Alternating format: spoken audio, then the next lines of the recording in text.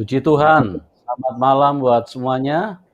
Kami hadir kembali di dalam kasih Tuhan Yesus Kristus karena kami rindu supaya bisa berbagi kepada teman-teman apa yang telah Tuhan buat, apa yang telah Tuhan kerjakan, sehingga lewat penyampaian kesaksian-kesaksian yang di-share di dalam link ini, di dalam channel ini, bisa menjadi berkat bagi banyak orang.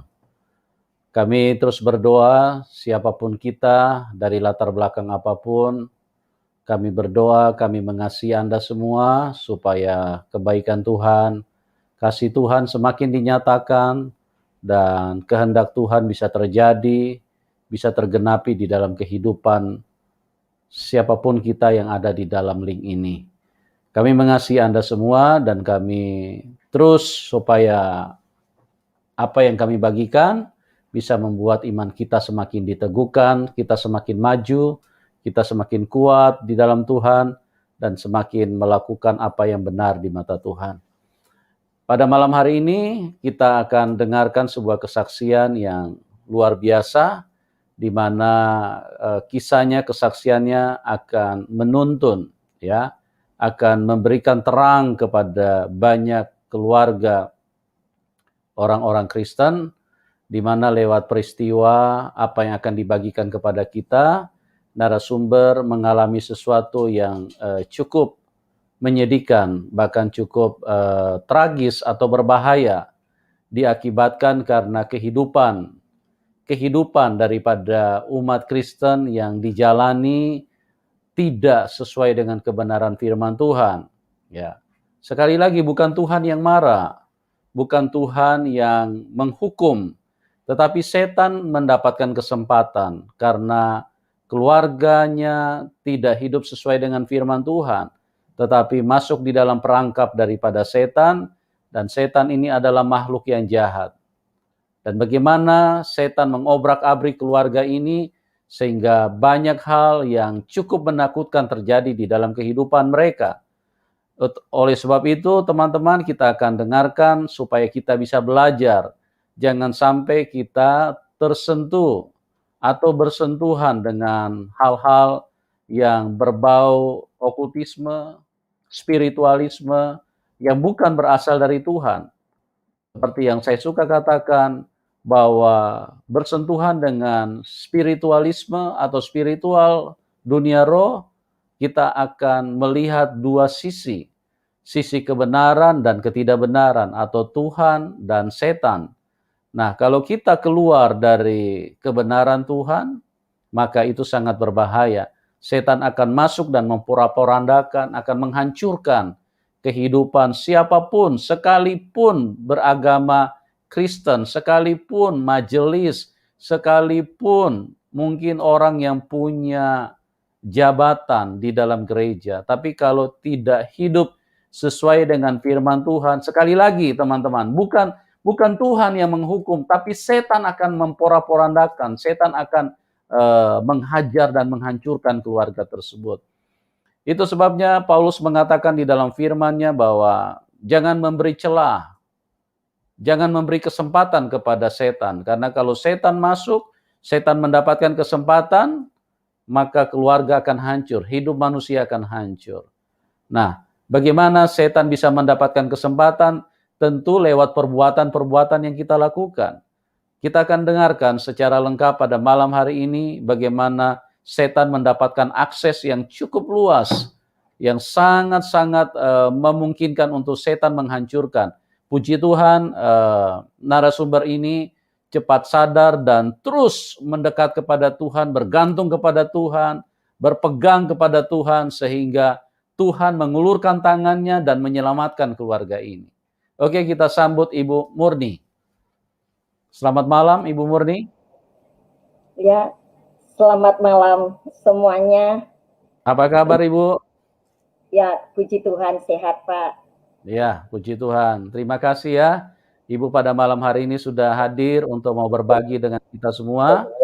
Ya, kita teman-teman sudah ada bersama-sama dengan kita akan mendengarkan apa yang terjadi di dalam kehidupan Ibu, dimulai dari latar belakang bagaimana kehidupan keluarga yang jauh dari Tuhan, sehingga setan bisa masuk dan menghancurkan kehidupan ibu, dan bagaimana Tuhan hadir dan memberikan pertolongan dan mengubahkan hidup mengubahkan hidup ibu dan keluarga di dalam rencana dan kasih Tuhan. Oke Ibu Murni, waktu dan tempat saya serahkan kepada Anda untuk Anda bersaksi pada malam hari ini. Silakan Ibu. Pertama saya mengucapkan terima kasih buat Pak Yusuf Manubulu bersama timnya semua yang sudah memberikan waktu kesempatan kepada saya untuk berbagi kesaksian di tengah-tengah keluarga Kristen. Puji Tuhan saudaraku, saat ini saya sangat terbeban beberapa tahun yang lalu untuk menyaksikan bagaimana pengalaman hidup saya di tengah dalam keluarga saya, yang sebenarnya keluarga dari suami saya ini sangat jauh dari Tuhan, walaupun akhirnya juga mertua saya ini rajin ibadah, perempuan dengan laki-laki, bahkan pendoa syafaat ya saudaraku, tetapi itu hanya di luar saja, dalam pelaksanaannya tidak. Sehingga Tuhan taruh di dalam hati saya, saudaraku semuanya, untuk saya berbagi bagaimana Tuhan bekerja lewat rumah tangga saya yang sebenarnya itu, luar biasa tantangan yang saya hadapi. Bukan saja terhadap suami, begitu juga mertua, adik, tetapi karena saya tetap taat setia kepada Tuhan. Apapun yang saya alami, Tuhan bekerja sehingga ada rencana Tuhan membuat rumah tangga yang seharusnya porak-poranda bercerai-berai. Tetapi karena saya tetap yakin akan kasih Tuhan, keluarga kami tidak ada bercerai. Terima kasih saudaraku. Dan saat ini saya mau memperkenalkan diri saya. Saya Murni Hutagalung. Saya itu tinggal dulunya di Sibolga. Jadi di Sibolga itu saudaraku, daerah yang kami tempat tinggalkan itu daerah Aikhabil namanya. Hanya kami saja di situ yang tinggal beragama Kristen, saudaraku. Lainnya semua Muslim. Karena abang dari mama saya yang punya tanah yang paling banyak di situ, boleh dikatakan tuan tanah, memberikan lahan untuk kami tempat tinggal di sana. Sehingga kita tinggal di sana. Tetapi rumah tangga mama saya dengan papa saya itu luar biasa harmonisnya, saudaraku. Kita tetap bangun mesbah, doa pujian, penyembahan saat kita malam, selesai makan malam. Jadi itu terlaksana, ibadat sudah menjadi bagian bagi kita, saudaraku. Beberapa waktunya berjalan, saudara, mama saya meninggal. Mama saya meninggal itu ya kita kehilangan dong kasih sayang mama. Jadi karena kita kehilangan kasih sayang mama, tidak ada yang lain, pengaduan kita hanya baca Alkitab, saudaraku. Jadi sering kali saya semasa anak-anak itu mama saya meninggal, waktu saya itu masih kelas 3 SD. Jadi saya sering, saudaraku, mimpi bermain dengan mama saya, tapi ada Tuhan Yesusnya. Jadi itu berulang-ulang. Bahkan mama saya pernah bilang begini, kamu jangan panggil itu Tuhan Yesus, panggil Bapa saja gitu. Waktu malam itu yang saya bermimpi, tiba-tiba paginya kira-kira belum subuh, saudaraku, saya terbangun, saya melihat ada suatu buah di tempat tidur saya. Buah ini seperti buah apel, tapi nggak sebesar buah apel, saudaraku, agak kecilan sedikit. Itu warnanya agak merah tua, dan lembutnya jauh lebih lembut dari anggur, saudaraku. Jadi waktu saya lihat itu saya makan. Berjalan waktu, saudaraku, kita itu 7 bersaudara, 5 perempuan, 2 laki-laki. Saya yang paling bontot. Jadi setiap hari papa saya, walaupun mama sudah meninggal, tetap kita beribadah, mengingatkan supaya kita tetap takut akan Tuhan dan tidak boleh ada dosa sekecil apapun. Jadi boleh dikatakan, saudaraku, kita hidup itu memang benar-benar tidak pernah melakukan dosa, karena papa saya ini mengajarkan kalau kamu pernah berbohong saja, hubungan kamu dengan Tuhan pasti tidak baik gitu. Berjalan waktu, saudaraku, saya tamat SMP. Saya rindu saya mau pindah ke Medan. Kebetulan kakak saya yang paling besar itu perempuan menikah dengan orang Muslim, saudaraku. Jadi dia tinggal di Medan. Saya rindu ke sana biar jadi berkat buat anak-anaknya. Itu tujuan saya, saudaraku. Karena saya tahu papanya Muslim, ya pasti nanti mereka itu jadi Muslim, gitu. Jadi saya pindah ke Medan, sekolah di Medan, dan setiap hari sebagaimana biasanya kita baca firman Tuhan, anak-anaknya juga anak-anak kakak saya dengan abang ipar saya ada 4 orang, saya didik untuk berdoa. Saya didik untuk memperkatakan firman Tuhan. Jadi abang saya ini melihat itu tidak sesuai dengan kehendak dia, makanya dia sangat marah kepada saya. Kamu tidak ada hak untuk memberikan pengajaran doa kepada anak saya. Kita Muslim, jangan kamu ajari itu berdoa dengan cara Muslim gitu.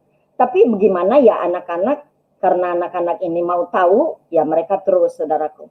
Tapi tiba waktunya, saudaraku, abang ipar saya ini sudah tidak suka lihat saya, mengusir dia tidak tegas, tapi dia bilang begini, saya tidak butuh kamu di rumah ini, saya tidak panggil kamu ke rumah ini, gitu. Waktu itu, saudaraku, kita rajin beribadah ke gereja. Jadi kita sudah termasuk muda-mudi, udah masuk SMA ya, saudaraku. Jadi kita ikut kegiatan muda-mudi di gereja. Ikut kegiatan muda-mudi di gereja, kalau kita ke gereja, ini abang saya ngomel ini. Kasih duit itu sama dia tuh, buat persembahan dia tuh. Dia perlu ke gereja tuh, kasih yang banyak, gitu ya, saudaraku. Jadi dalam rumah itu sudah nggak ada sejahtera sebenarnya.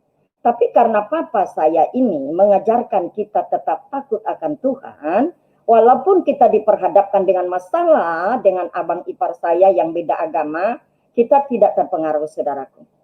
Suatu waktu, saudaraku, kakak saya yang di atas saya datang dari Sibolga. Dia lihatlah situasi, kondisi kita di sana, bagaimana kakak saya dengan abang saya yang sering cocok gara-gara agama. Ternyata perjanjian mereka, kalau kita nanti menikah, mama saya meninggal, papa saya meninggal, aku akan masuk Kristen gitu ya. Jadi mamanya sama papanya saat itu belum meninggal, saudaraku, masih hidup. Nah, jadi abang ini ngotot supaya anak-anaknya juga harus belajar ngaji gitu, saudaraku. Anak-anaknya tidak mau.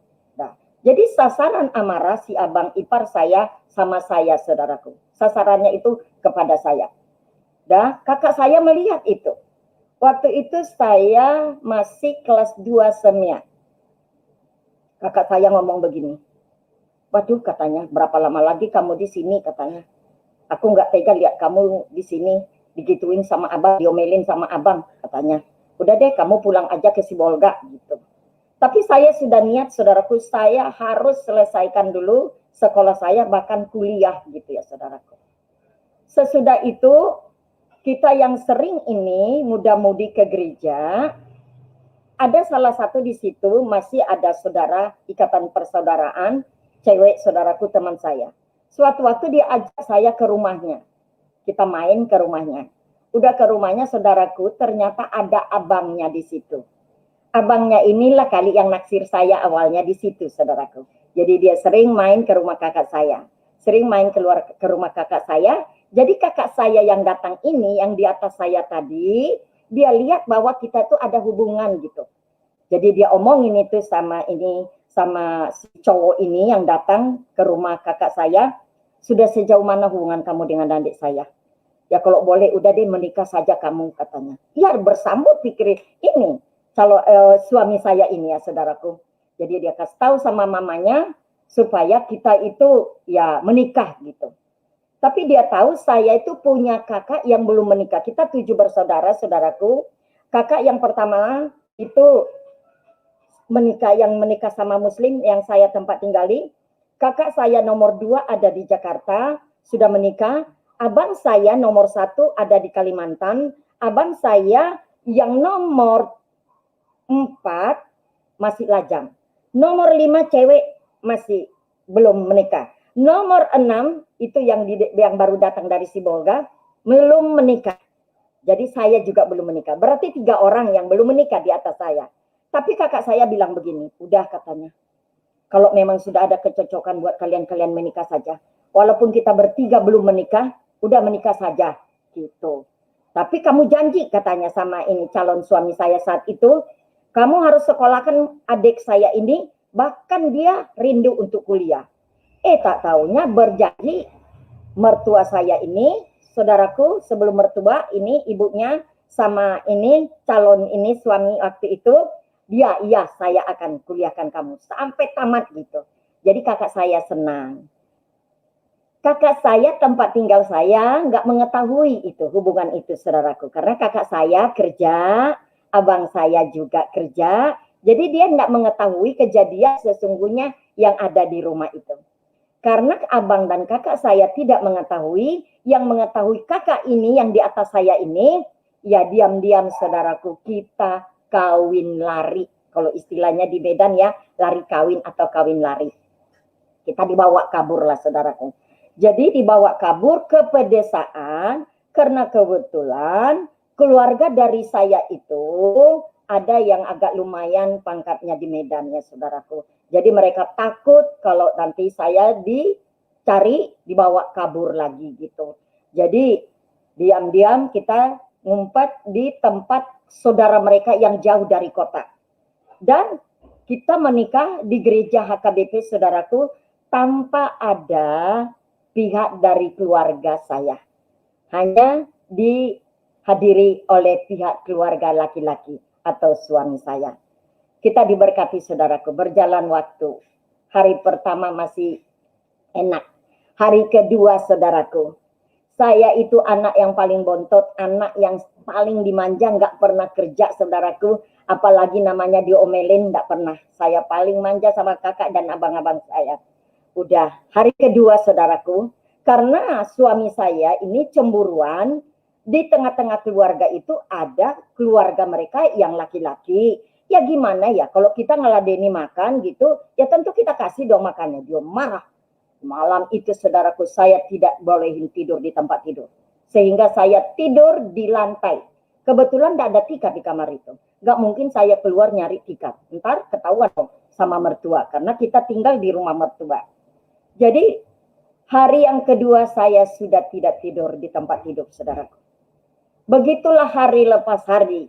Kita tuh sebenarnya menikmati kebahagiaan saudaraku. Kita ya saling bercintalah dengan dia dulunya. Kita pikir dia itu orang yang baik. Karena kita berhubungan itu paling ada kali 4 bulan. Tapi kakak saya ini menekatkan, udah deh kamu menikah saja. Awalnya saya tidak mau saudaraku. Enggak masih mau sekolah. Tapi kakak saya desak terus, saya tidak tahan lihat kamu di sini, disiksa kamu, diomelin kamu, saya tidak mau, kamu harus menikah, gitu. Udah, ntar dia janji, udah janji dia, bahwa kamu tuh akan dikuliahkan lagi, bukan hanya tamat aja SMA semenyak katanya. Ya udah gitu ya saudaraku, ternyata apa yang kita pikirkan itu tidak seperti kebayangan kita. Dan salah satunya saudaraku, kita tidak pernah kerja. Tetapi sesudah saya menikah, semuanya beban pekerjaan itu saya yang lakukan. Jadi karena kita sudah dibina oleh orang tua, kita harus takut akan Tuhan dan tidak boleh melakukan dosa kecil sekecil apapun. Bahkan berbohong, kita kerjakan sebisa kita. Tapi walaupun begitu saudaraku, kita tetap tidak diterima sama mertua. Yang beginilah gitu saudaraku. Dan berjalannya waktu saudaraku, sampai anak pertama saya lahir, kita masih tinggal di rumah mertua. Kerja suami saya, ya semeraut lah pekerjaannya saudaraku. Dan sebelum anak saya lahir, sebelum anak saya lahir, bibi saya datang dari Jakarta saudaraku. Dia sengaja intai saya pulang dari ibadah. Karena kalau ibadah waktu itu masih saya sendiri saudaraku. Mereka tidak ada yang ibadah. Nggak ada yang ibadah. Jadi dia lihat saya, dia tangkap saya. Dia bilang, buat apa kamu menikah dengan itu? Kata laki-laki apa itu katanya. Sudah nggak ada kerjaannya katanya. Sarjana kagak gitu. Orangnya begini, keluarganya begini. Ayo sekarang kita harus berangkat ke Jakarta katanya. Tidak ada, ayo. Kalau sekiranya kamu sudah hamil, itu kita buang. Ayo kita ke Jakarta. saya ingat sumpah saudaraku. Sebelum kita menikah, sebelum kita diberkati, pendeta tanya dulu kita. Hai Anu, apakah kamu menerima si Anu ini menjadi istrimu atau suamimu? Maukah kau menerima dia dalam segala kelemahan kekurangan dia? Semua sumpah itu saudaraku kita katakan, ya aku mau. Aku kebayang ke situ saudaraku. Sehingga aku tidak mau. Bibi saya bilang, ayo katanya. Enggak, harus. Itu keluarga semua sudah marah. Tidak setuju kamu kawin dengan itu katanya. Kamu masih sekolah. Tak taunya sekarang kamu harus begini. Ayo, kita harus ke Jakarta gitu. Tapi saya ngotot saudaraku, saya tidak mau. Akhirnya lahirlah anak pertama. Masih di rumah mertua. Udah gak berapa lama saudaraku, abang sepupu saya dari Jakarta ini ditempatkan bekerja di BNI 46. Jadi dia di situ menjadi kepala BNI, saudaraku. Jadi dia langsung cari saya, saudaraku. Disuruh orang nyari saya. Dan sesudah dapat, disuruhlah datang ke rumahnya. Ditanya, kamu menikah? Ya, Bang. Jadi apa kerja suami kamu? Ya, semerawutan, Bang. Udah. Emang kamu cinta sama dia? Gitu. Iya, Bang. Gitu. Benar kamu cinta? Gitu. Iya, Bang. Gitu. Oke. Kalau gitu, sekarang buat permohonan kamu biar kamu tuh bisa bekerja di sini. Mumpung saya di sini jadi pimpinan gitu. Jadi di rumah dia itu saudaraku, saya disuruh buat permohonan langsung saudaraku. Tanpa setahu suami. Karena kebetulan saya aja yang datang ke sana. Dengan anak saya ini, saudaraku, yang masih bayi. Udah itu, abang saya bilang, waktu itu saya datang hari Jumat, hari Senin kamu masuk. Gitu saudaraku. Ya Bang, gitu. Kita pulang. Saya kabarilah ini saudaraku sama suami, sama mertua. Waduh, ribut saudaraku. Kamu tahu nggak katanya, dia itu si Murni ini mau kerja katanya, mau injak kamu. Jadi sekarang terletak kepada kamu. Bolehin atau tidak? Kamu katanya. Kalau kamu izinkan dia bekerja, apalagi di bank katanya. Kalau kamu besok jadilah diinjak-injak sama dia. Dah, sehingga suami saya tidak menyetujui. Tapi sampai di kamar, saudaraku, aku digebukin, saudaraku. Aku digebukin, ditampar, ditonjok, saudaraku. Mata saya ini sampai bengkak. Berarti kamu ngadu ya, katanya. Makanya kamu tuh disuruh abang kamu bekerja, katanya. Kamu ceritain bahwa aku tidak punya pekerjaan. Habis aku ditonjok, saudaraku. Habis aku dipukulin. Dah, saya diam, saudaraku. Saya malu kedengaran sama mertua atau sama keluarga di rumah mertua saya. Udah besoknya saudaraku, mertua saya lihat ini mata saya udah merah, gitu, udah biru, gitu, udah hitam, udah bengkak. Dah, mertua saya kasih obat, dah kamu bikin aja ini, biar itu. Dah, jadi alhasil saya tidak kerja, saudaraku, tidak jadi kerja. Puji Tuhan, saudaraku. Tidak berapa lama, abang dari sepupu saya ini, abangnya lagi, dari sepupu saya, abang sepupu saya ini ditempatkan bekerja di Permorin, PT Permorin. PT Permorin ini dealernya Mercedes-Benz yang ada di Medan. Dia juga panggil saya, saudaraku. Tapi panggil saya dengan supirnya harus ikut suami saya gitu. Jadi kita barenglah ke sana, saudaraku. Ditanyalah suami saya, apa kerja kamu? Kamu udah punya anak. Jadi gimana kamu menghidupi adik saya? Dia marah, saudaraku. Ini adik saya loh. Dia mau kerja di tempat si Bonar, adiknya maksudnya di BNI 46. Kamu nggak boleh ini ya? Gitu. Bukan, katanya. Ya karena masih kecil bayinya, aku kasihan. Oh gitu alasannya. Nah, kalau gitu kamu sekarang buat lamaran kamu, permohonan kamu di sini, sekarang kamu bekerja di Permorin. Gitu. Puji Tuhan, saudaraku, suami saya bekerja di situ. Tidak berapa lama bekerja di PT Permorin, dia itu sangat diberkati Tuhan. Banyak sekali bus-bus atau mobil yang benar-benar bisa terjual di situ. Berapa ratus unit, saudaraku. Apalagi masuk ke PTP, PTPN, PTPN itu perkebunan, banyak banget, saudaraku. Sehingga perusahaan mengangkat suami saya menjadi kepala penjualan. Jadi waktu dia kepala penjualan, saudaraku, duitnya sudah semakin banyak. Sehingga dia mulai cari iseng di luar, apalagi ke night club, saudaraku. Dia main di night club. Seperti yang dia ceritakan, dia pulang kantor bukan ke rumah, tetapi ke hotel dulu. Dan dari hotel ke night club, baru pulang ke rumah. Jadi kejadian itu, saudaraku, membuat saya berusaha bagaimana suami saya ini biar senang lihat saya, jangan main perempuan di luar gitu. Jadi waktu suami saya bekerja, saudaraku, saya berusaha untuk menempatkan diri saya itu menjadi contoh teladan istri yang benar-benar membanggakan hati dia.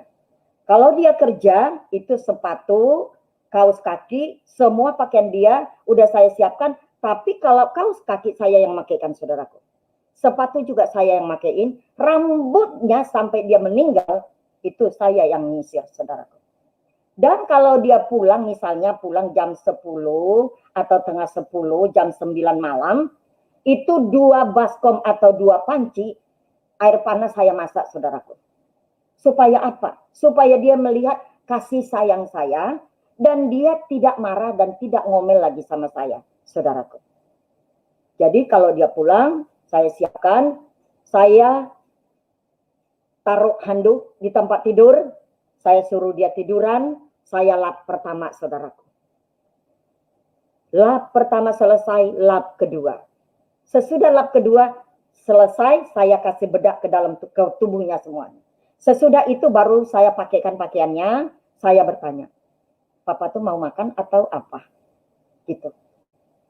Tetapi apapun yang saya perbuat, saudaraku, kalau dia kerja juga begitu, kalau pulang kerja juga begitu, sama sekali dia tidak pernah merasa saya itu menyayangi dia. Ada saja celah, saudaraku. Ada saja celah yang membuat dia marah. Sehingga saya itu jadi kehabisan akal gitu ya. Waktu papa saya datang dari kampung, dari Sibolga, saya ngadulah sama papa saya. Pak, gimana ya Pak? Ini suami saya begini loh. Papa juga udah pernah lihat mertua saya ngomel-ngomel di depan Bapak. Saya bilang begitu. Papa saya bilang begini, tidak boleh begitu. Kamu sering berdoa, sering baca firman. Bawa saja sama Tuhan. Pasti Tuhan akan turut bekerja. Kan ada pujian kita di gereja, katanya. Buatlah Tuhan menjadi bagian dalam hidupmu, dalam setiap aktivitasmu. Supaya Tuhan yang senantiasa menyertaimu, bahkan memberikan kemenangan padamu. Ya udah itu nyanyiin, katanya. Ya tapi kan Papa, ini dia orangnya begini. Papa saya bilang begini, jangan sampai Papa marah loh sama kamu bicara. Tidak ada di antara keluarga kita yang menjadi cemoohan bagi orang. Apalagi namanya cerai. Tidak boleh, katanya. Jangan kamu coba-coba ya, katanya. Apalagi kamu tuh, katanya, emangnya saya suruh kamu menikah dengan dia? Itu pilihan kamu, katanya. Jangan permalukan Papa, gitu.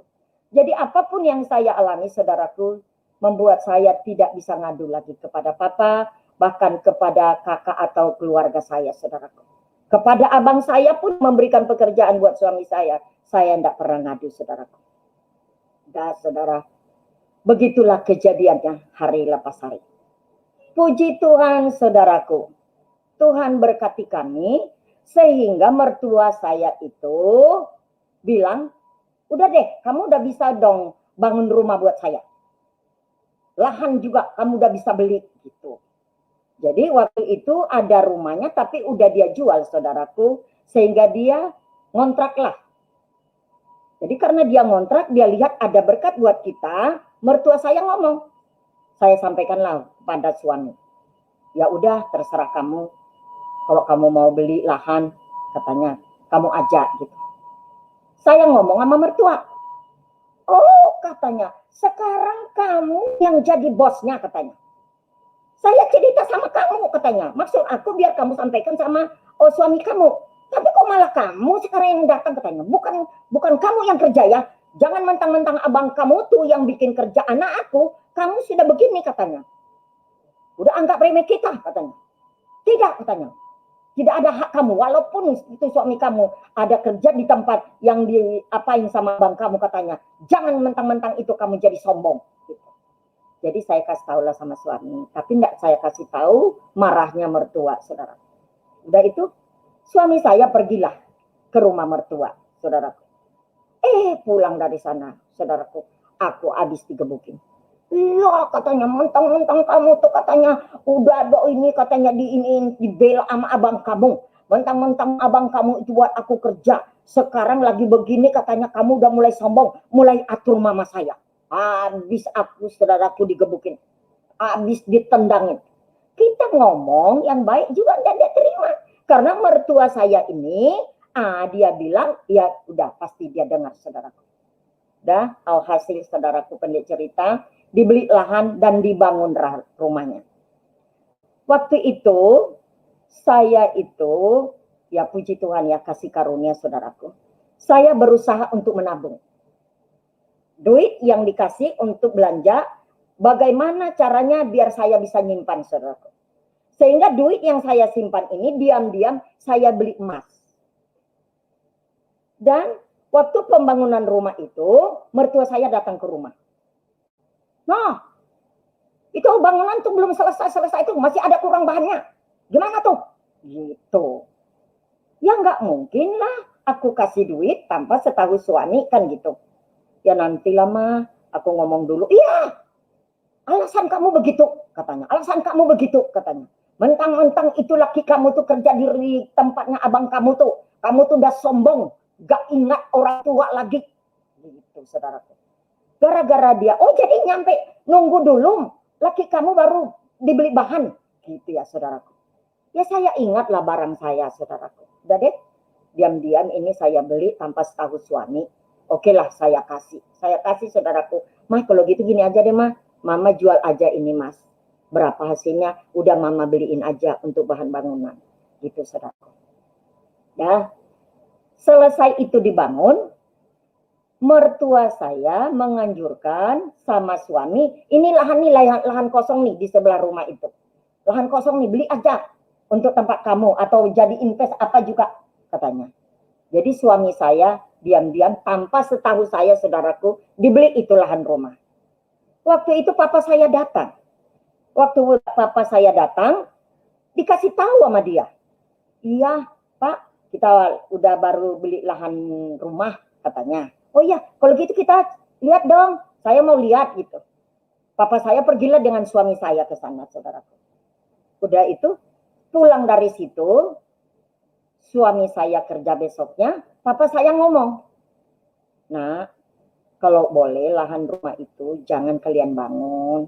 Karena kan nggak bagus kalau di belakang-belakang rumah. Yang bagusnya harus di depan jalan besar dong, gitu.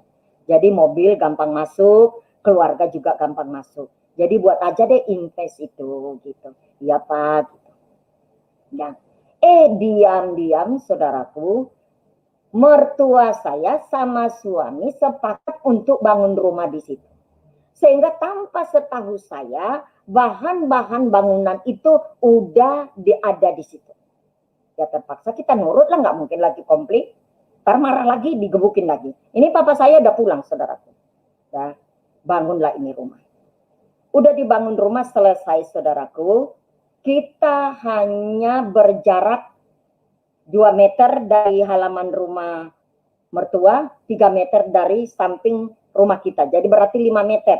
Hanya pagar aja jaraknya, saudaraku. Jadi itu keliling rumah kita yang kita bangun itu dipagar. Mertua saya komplain.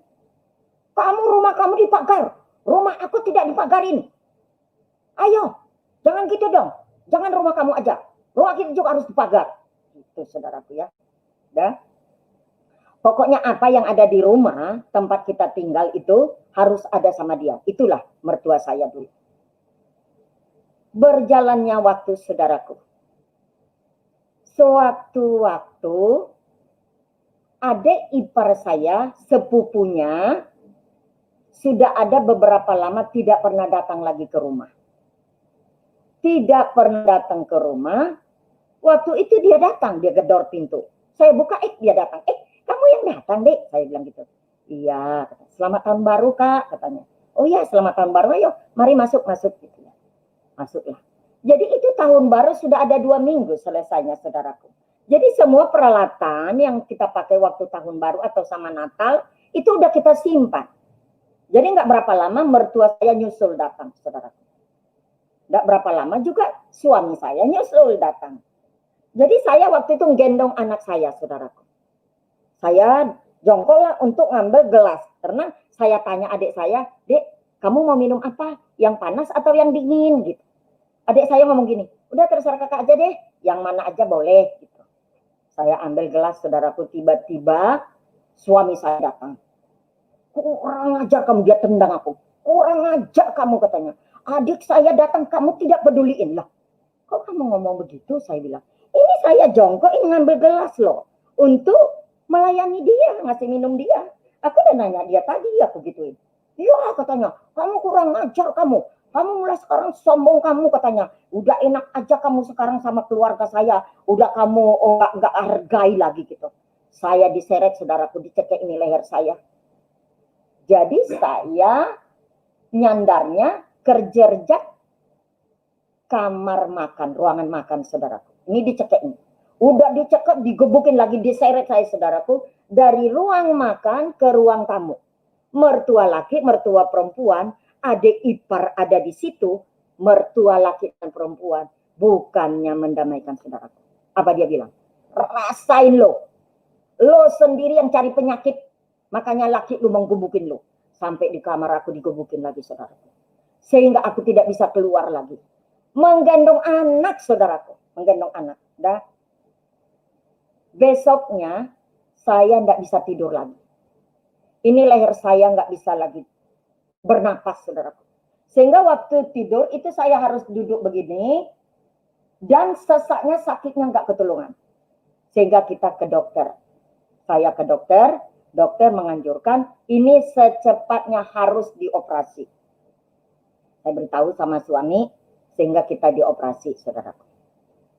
Udah berjalan operasi itu, bukannya dia ada merasa kasihan lihat kita, bukan, saudaraku, bukan. Nggak ada merasa kasihan.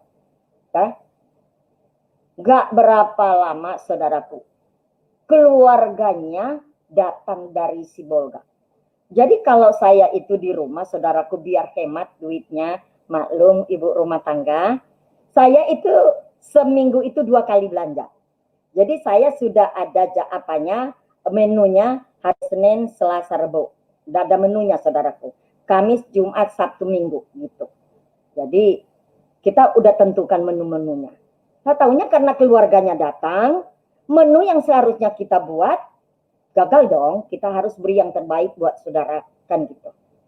Nah, saya kasih mereka sarapan, selesai sarapan, mereka duduklah di teras, di depan rumah, terus saya permisi.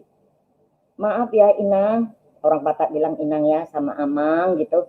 Ibu, Bapak, Ibu, saya permisi dulu mau belanja. Gitu.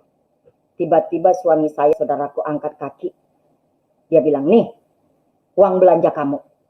Dikasih kakinya ini, saudaraku, dilipatan kakinya itulah uang belanja dia kasih. Nih, belanja kamu. Sebenarnya saya tidak berharap uang belanja dari dia. Karena masih ada duit bagi saya. Tapi saat itu dia bilang, nih uang belanja kamu. Di depan semua saudaraku. Aku tuh sangat sedih banget. Tetapi saat aku itu menjerit begitu, saudaraku, aku lihat Tuhan Yesus. Oh iya, kakinya Tuhan Yesus. Gak apa-apa. Aku terima gitu. Tapi di jalan itu, saudaraku, saya benar-benar sangat sedih banget, saudaraku. Masa di depan keluarga, tega-teganya suami berbuat begitu. Tapi puji Tuhan, saudaraku. Walaupun begitu suami saya sama mertua saya, sama saya, kita tuh dengan anak-anak senantiasa bangun mesbah doa pujian penyembahan. Setiap malam, saudaraku. Setiap malam itu. Tidak pernah absen. Jadi, karena kita menjaga hati juga, saya sering sekali, saudaraku, mimpi Tuhan Yesus. Jadi Tuhan Yesus itu datang, waktu saya lihat Tuhan Yesus datang, saya ngomong begini sama Tuhan Yesus. Terima kasih ya Tuhan Yesus. Ampuni segala dosa pelanggaran kami ya. Tuhan Yesus tersenyum. Dia unduk gitu. Nah, berulang-ulang berapa kali tuh saudaraku, sampai pernah sekali saya mimpi dia, saya ngomong waktu itu kan, maaf ya saudaraku, belum kita mengerti siapa Tuhan kita. Ini salah satunya ya saudaraku, kita boleh beribadah di gereja, tetapi kita harus mengerti Yesus itu siapa, Tuhan kita itu siapa. Harus ada pengenalan akan Tuhan saudaraku. Jadi saking tidak ada, belum ada pengenalan akan Tuhan itu, saya kalau ketemu dia cuma minta begitu aja. Ampuni dosa kami ya Tuhan, ampuni dosa kami ya Tuhan. Nggak pernah ada yang lain saudaraku. Yang seharusnya kalau saya tahu Bapak saya itu siapa, Tuhan saya itu siapa, tentu saya bisa lebih bebas lagi mengutarakan isi hati saya. Ini enggak saudaraku. Jadi waktu saya lihat Tuhan Yesus, dia senyum gitu. Ampuni ya Tuhan dosa kami ya, iya gitu. Nggak berapa lama aku berbalik, aku dengar ada suara air bah, saudaraku. Aku lihat ke belakang, aku lihat di bahu kanannya Tuhan Yesus ini mengalir air jernih banget gitu. Jadi aku balik lagi, saudaraku. Berarti ini dia yang disebut di Alkitab air kehidupan gitu ya, saudaraku. Jadi aku ngomong lagi sama Tuhan Yesus.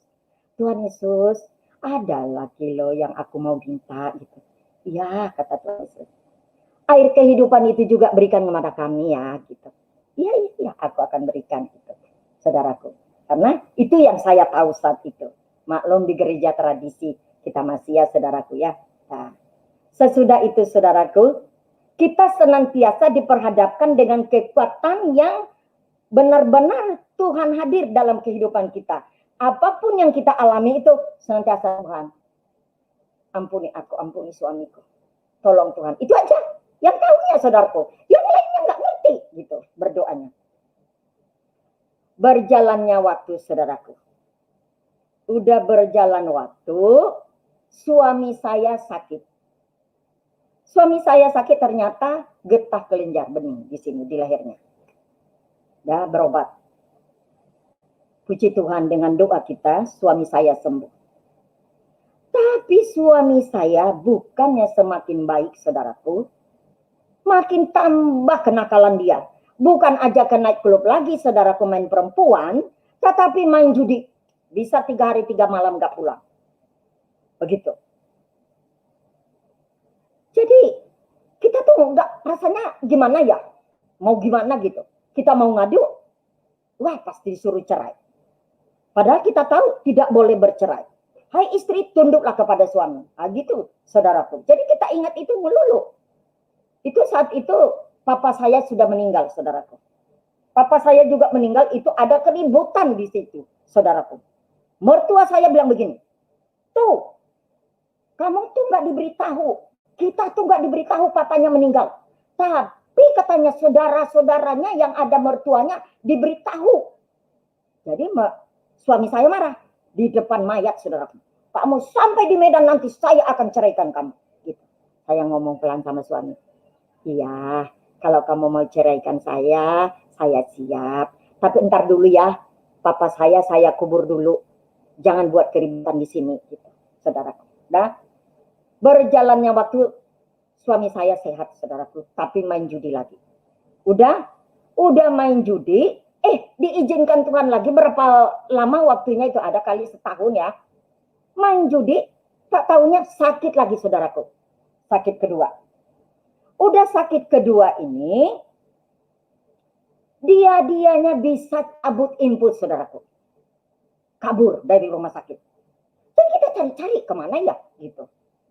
Ternyata dia kaburnya ada 3 jam, ngejar orang, di mana duit dia ada sama orang itu, janjinya hari itu. Nah gitu, saudaraku. Kamu sih, aku bilang begitu.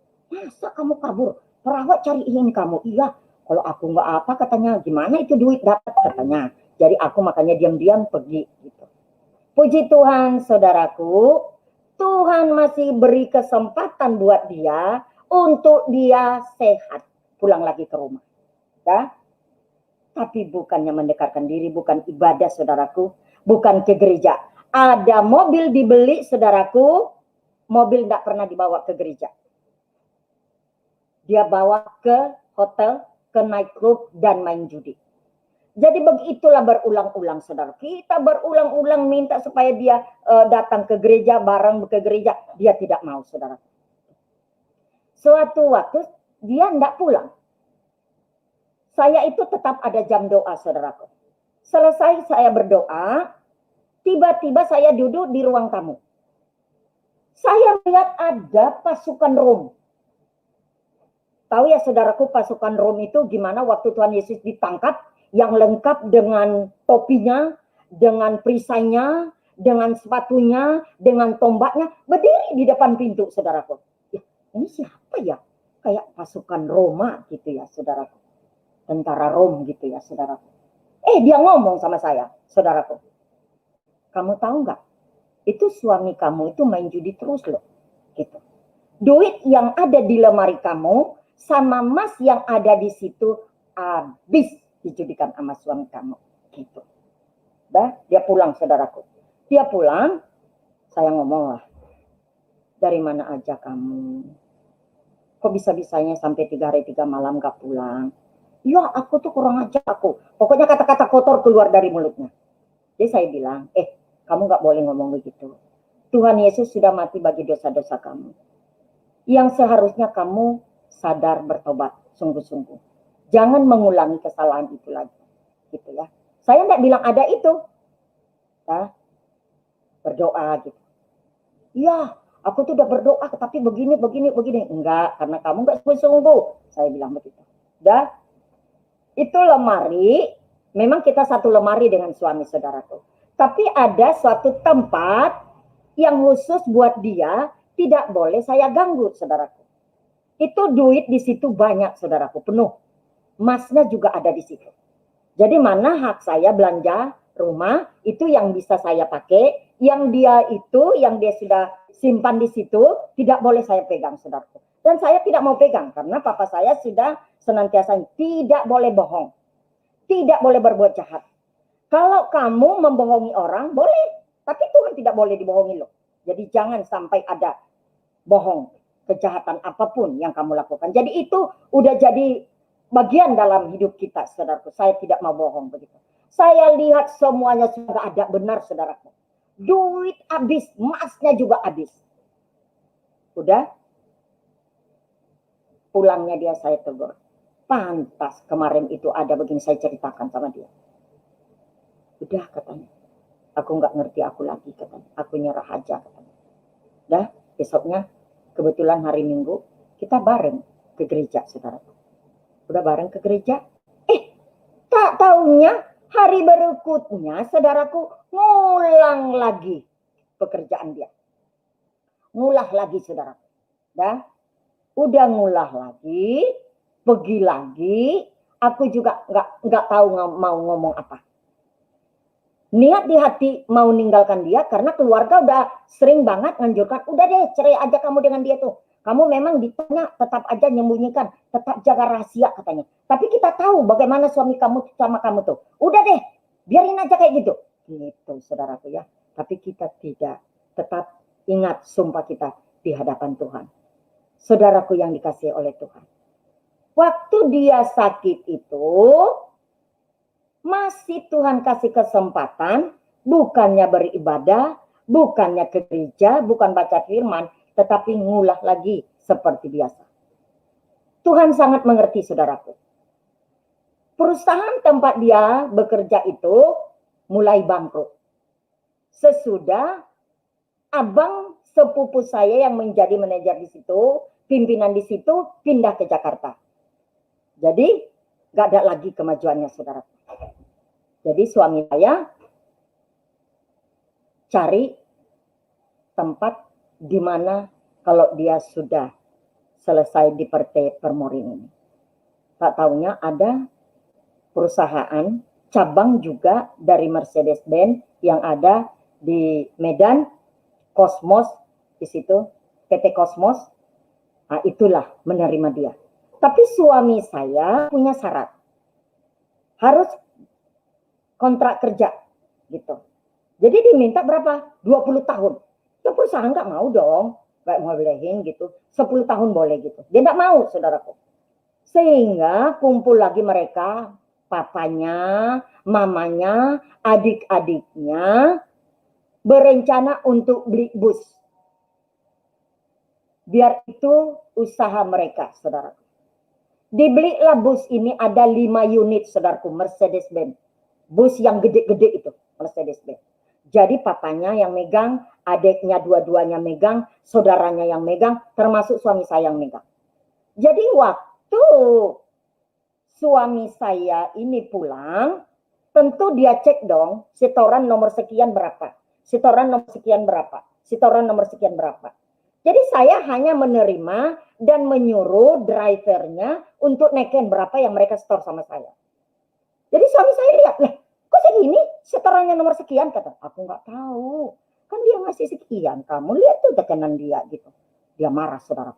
Ternyata ketemulah mereka di kantor stasiun bus yang mereka ini berantem di sana, saudara. Udah berantem di sana, tak taunya suami saya berangkat ikut dengan mobil. Dia datang ke rumah, saudara. Dia datang ke rumah, mobil yang parkir di depan ada yang nggak berangkat, di depan lah parkir. Ternyata dia bakar, saudaraku, disiram sama bensin. Jadi tetangga-tetangga itu lihat, ya mereka tidak mau dong ada kebakaran di daerah mereka. Jadi mereka ambil goni, ada goni yang gede itu, goni belang namanya dulu. Dia ambil itu, dicelupkan di air, udah di air itu baru dimasukkan ke mobil ini sehingga nggak keburu kebakar, saudaraku. Tapi dia datang ke rumah. Jadi waktu itu saya kaget, ada apa ini? Kok lari-lari gitu ya? Saya lihat dari kaca rumah saya. Kaca rumah saya itu kaca reben, saudaraku, yang dari luar tidak kelihatan, dari dalam keluar kelihatan. Dia lempar pertama nggak apa-apa. Dia lempar kedua juga nggak apa-apa. Dia lempar ketiga baru pecah, saudaraku. Jadi karena dia lempar begitu, ya anak-anak saya bawa kabur dari rumah. Saya pergi ke rumah saudara-saudaraku. Sampai di rumah saudara saya ceritain. Bukannya dibela, saudaraku. Ya, udah terima aja apa adanya, didoain. Kan kamu pendoa, tahu firman, gitu saudaraku. Alhasil kita pulang. Pulang, suami sudah dalam perjalanan mau pulang. Ternyata dia tidak tahu, saudaraku. Dia masuk ke rumah karena kaca yang sebelah kanan ini yang pecah, dia datang dari depan, jadi tidak dia lihat itu, saudaraku, kaca. Udah masuk baru dia lihat. Tuh, Tuhan itu ajaib, saudaraku. Tuhan itu ajaib. Di saat kita belajar menyerahkan hidup kita kepada Tuhan, dalam situasi apapun, firman-Nya mengatakan Allah turut bekerja dalam segala sesuatu untuk mendatangkan kebaikan bagi setiap orang yang mengasihi Dia. Memang itu aku rasakan, saudara. Saya jadi kaget lah. Kok bisa pecah kaca kita, katanya. Udah duduk aja dulu waktu itu. Aku ngomonglah lembut sama dia. Masa begitu, katanya? Itu kurang ajar itu, begini. Terus saya bilang, gini ya. Saya mohon sama kamu. Kenapa itu terjadi? Karena selama ini kamu tidak pernah menyayangi aku, menghargai aku. Hargai aku, sayangi aku, supaya keluargamu juga menghargai dan menghormati aku. Tidak ada istilah loh, bekas adik. Walaupun adikmu nakal nih, pecahin kaca rumah kita. Tapi tidak ada istilah bekas adik. Tidak ada istilah bekas mama, saya bilang. Yang ada istilahnya, karena kamu masih pakai saya sebagai istri, ya kamu bilang istri. Kalau kamu ceraikan saya bekas istri. Jadi jangan sampai ada perpecahan, apalagi gara-gara saya. Saya tidak mau begitu, gitu ya. Jadi jangan, biarlah Tuhan yang ampuni dia. Puji Tuhan, suami saya terima, saudara. Udah berjalannya waktu, saudaraku, kembali lagi setoran dia nggak sesuai dengan yang dia lihat. Ternyata di kantor juga mereka berantem. Jadi mereka berantem itu, saudaraku, dia datang lagi ke rumah. Waktu itu aku baru jemur kain. Lagi aku jemur kain, saudaraku, dia lempar saya dengan batu. Dilempar sama saya, kaget saya. Karena ini paha saya, saudaraku. Udah, lah, kok gitu? Anak saya yang nomor 2, lihat. Nanti ntar sasarannya sama anak saya pikir. Saya tarik anak saya masuk kamar, saudara, ke rumah. Saya kunci rumah semuanya. Nah, ternyata saudaraku, tetangga-tetangga sudah ngasih tahu kepada suami saya sebelum masuk rumah bahwa kejadiannya begini gitu. Jadi saya udah pesan anak-anak tidak boleh ngadu sama papa. Ini pintu harus dikunci gitu. Dia datang, saudaraku. Biasanya dia selesai mandi, dia ganti pakaian, kalau mau makan gitu ya, saudaraku. Ini enggak. Udah selesai makan juga dia enggak ganti pakaian. Loh, kenapa ya gitu? Tapi saya udah ingatkan anak-anak tidak boleh ada yang ngomong. Jadi waktu papanya datang, mereka udah masuk kamar semua. Gak berapa lama dia pamit. Bentar ya, saya keluar dulu katanya. Ngapain? Saya bilang. Ini katanya ada cari ini katanya, mencari alat-alat mobil. Udah besok aja begitu. Enggak, sebentar aja katanya. Dia pegang itu engsel pintu, saudaraku. Mau dia buka, kan kuncinya sama saya. Saya pegang, jangan pergi lah gitu, nggak pergi. Tak tahunya saya lihat mengalir darah dari tangan saya ini, saudaraku. Loh, kok bisa berdarah tangan saya bilang begitu. No, ini dia.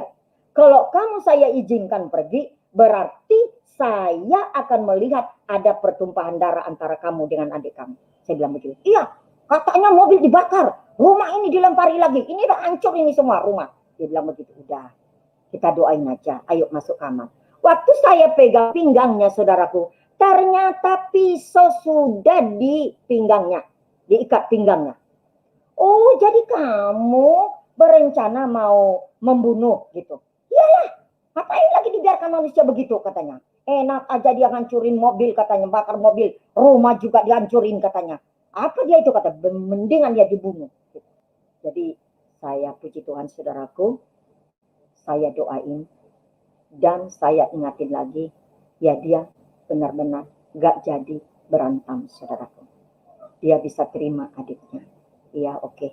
Biarlah Tuhan bekerja buat dia, itu saudaraku. Jadi di rumah itu setiap malam ada ibadah.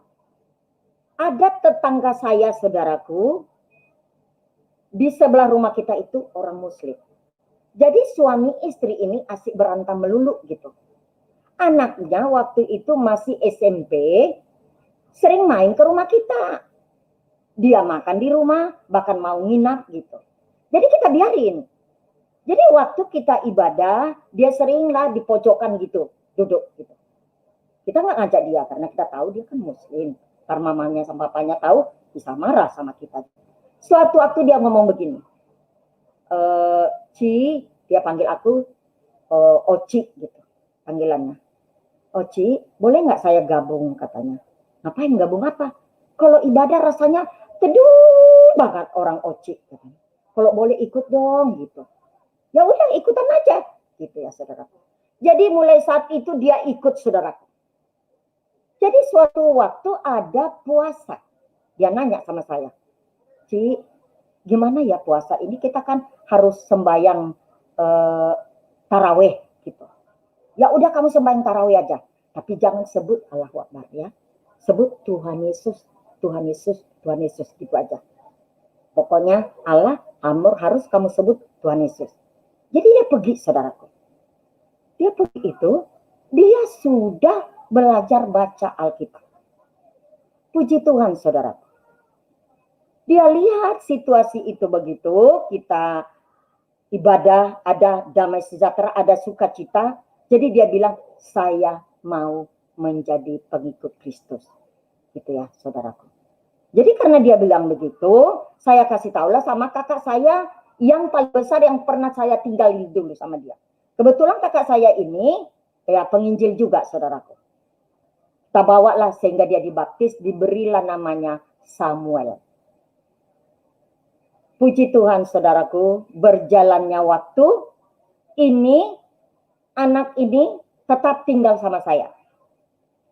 Waktu dia tinggal sama saya, dia sering juga dilawat sama Tuhan, saudaraku. Suatu waktu, mertua saya dengan mertua laki-laki, dengan adiknya, komplain ke rumah. Jadi waktu komplain itu ke rumah, mereka marah-marah, semua dong yang lihat. Ya, Sampai di situ saudaraku, karena mereka komplain sama saya di depan suami, ya saya juga jadi sasaran. Saya digebukin lagi saudaraku. Itulah berlanjutnya. Tapi Tuhan sangat mengerti saudaraku. Sehingga dia berhenti kerja, tidak ada pekerjaannya, mobil yang mereka beli itu saudaraku, satu persatu adalah yang masuk jurang, adalah yang rusak, adalah yang gimana, tabrakan, pokoknya tidak ada lagi yang beroperasi yang 5 ini. Jadi karena tidak ada lagi yang beroperasi yang 5 ini saudaraku, tentu saya sebagai istri terbeban dong bantu suami. Saya ngomong sama suami, gimana? Saya buka restoran nih, karena yang saya tahu masak makanan saudaraku, itu hobi saya.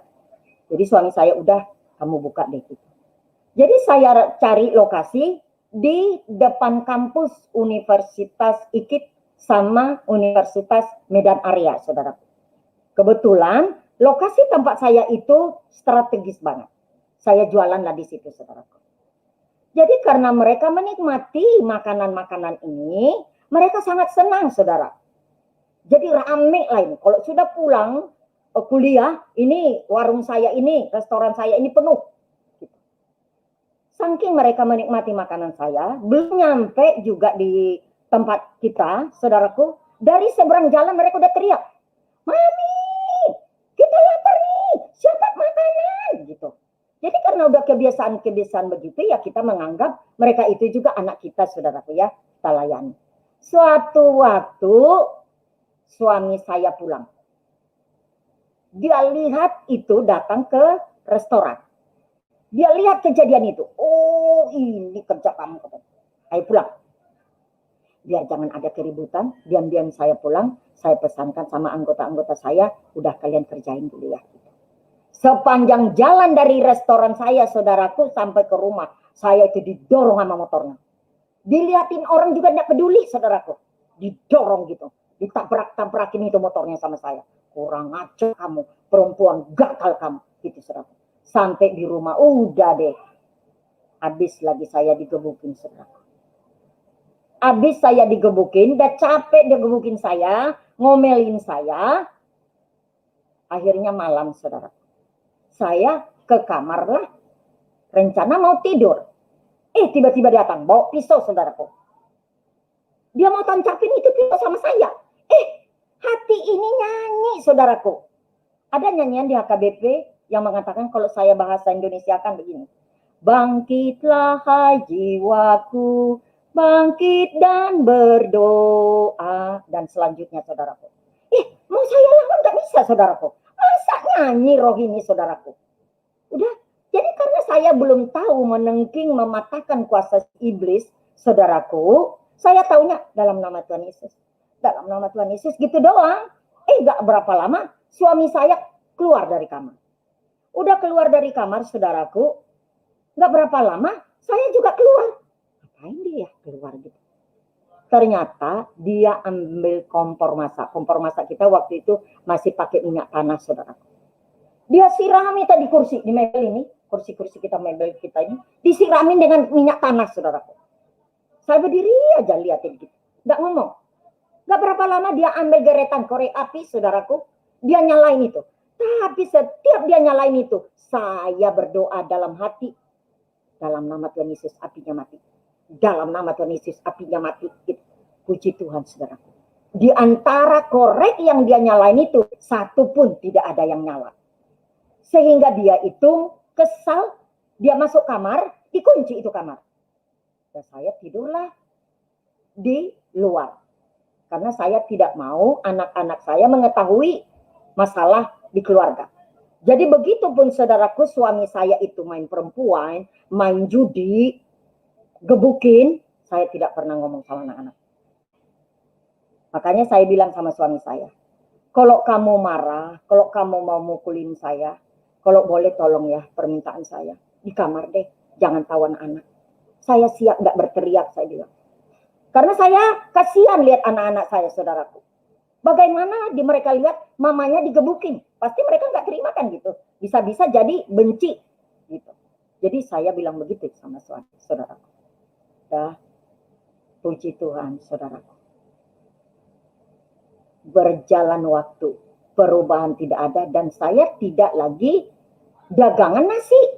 Karena saya sudah malu kalau saya dipermalukan lagi. Nah, jadi saya kasih sama orang. Kesulitan perekonomian makin sulit, saudara. Jadi dia itu nggak ibadah, nggak peduli gitu. Jadi saya bagaimanapun situasi kondisi di rumah tangga saya tetap ibadah. Saya tidak mau tinggalkan ibadah, saudara. Waktu itu saya tidak punya duit serupiah pun, tidak ada, saudaraku. Tapi hari Minggu saya berangkat ke gereja, saudaraku, dengan jalan kaki. Waktu saya sampai di gereja, acara mulai, tentu ada dong persembahan jalan. Udah, saya nggak ada duit, saudaraku. Kalau ini kantong persembahan tidak aku pegang, berarti orang lihat dong. Pasti ngapain apa-apa, jadi berbuat dosa gitu ya. Jadi gimana ya Tuhan gitu. Saya pegang itu kantong persembahan. Tapi saya ngomong sama Tuhan, Tuhan, Engkau tahu duitku tidak ada. Tapi aku mau persembahkan hidupku kepadamu. Pakai aku Tuhan. Gitu. Jadi begitulah. Pulang juga. Kalau tidak ada duit, saudaraku, saya tidak pernah meninggalkan ibadah. Saudaraku yang dikasih oleh Tuhan. Tidak berapa lama suami saya sakit. Udah suami saya sakit, harus masuk rumah sakit. Udah masuk rumah sakit, saudaraku. Aku tuh biarpun begitu suamiku tidak bekerja, saudaraku, aku tetap menjaga hatinya supaya jangan sampai ada ucapan dia, oh mentang-mentang aku sekarang udah sakit begini, kamu mulai remehin aku. Jangan sampai begitu, saudaraku. Jadi saya tetap berusaha mensupport dia, membangkitkan dia untuk dia benar-benar datang kepada Tuhan, saudaraku. Dan berjalan waktu, saudaraku. Dia opname, udah berapa lama, dia selesai saya mandiin, dia duduk di kursi. Gak berapa lama, saya lihat kumisnya udah pada panjang, sama jenggotnya, saya ambil pincet, saya cabut, saudaraku. Tiba-tiba mertua saya perempuan datang. Mertua saya perempuan datang, dia ngocek begini. Dulu ya, saya ngomong sama orang katanya, sebelum kamu menjilat telapak kaki saya ini, saya tidak mau baikan sama kamu. Jadi sekarang saya buat, telapak kakinya itu dioleskanlah ke mulut suami saya, saudaraku. Saya lihatnya itu lemas banget. Aduh Tuhan, kok bisa-bisanya seorang ibu membuat telapak kakinya ke mulut anaknya? Gimana sih besar dosanya gitu ya, saudaraku. Tapi saya berusaha menguatkan. Gak apa-apa ya Pak, kamu tetap kuat deh, gak apa-apa. Yang penting kamu sehat, panjang umur gitu ya. Saya hibur dia, saudaraku. Dah, gak berapa lama mertua saya pulang. Udah mertua saya pulang, udah gak apa-apa ya Pak, gak usah sedih. Yang penting kamu kuat, sehat kamu. Gitu, maafin aja itu si mama. Besoknya pagi-pagi udah selesai dia sarapan pagi. Dia nangis, saudaraku. Saya tanya, kenapa kamu nangis? Saya bilang. Dia bilang begini, oh iya katanya, mama tuh nggak, dia awalnya nggak mau ngaku gitu. Saya bentak, baru dia ngomong. Iya, aku nggak duga tuh mama katanya, masa begitu jahatnya kata tega buat telapak kakinya ke mulutku. Memangnya apa dosaku yang paling besar gitu ya? Ya udah nggak apa-apa. Yang penting kamu ini deh, maafin, sehat, panjang umur ya. Aku bilang enggak. Aku mau ngomong sama kamu. Gitu. Maafin aku banyak banget dosaku sama kamu selama ini. Tapi saat ini, aku mau kamu ikhlaskan aku mau pulang saja. Pulang gimana aku gitu? Mati aku bilang. Iya katanya. Lebih baik saya meninggal katanya. Jadi gimana tanggung jawab kamu sama anak-anak kamu? Saya bilang. Udah jual aja itu rumah. Kalau udah kamu jual rumah, buat usaha kamu, biar ada menghidupi anak-anak kamu, anak-anak kita gitu. Saudaraku, aku diam. Nggak berapa lama diulang lagi. Dia pegang rambut saya nih, maafin saya ya. Saya banyak dosa sama kamu. Udah deh katanya ikhlaskan aja aku. Kita ketemu di sorga. Gitu. Emangnya kamu udah bawa apa oleh-oleh sama Tuhan? Saya bilang.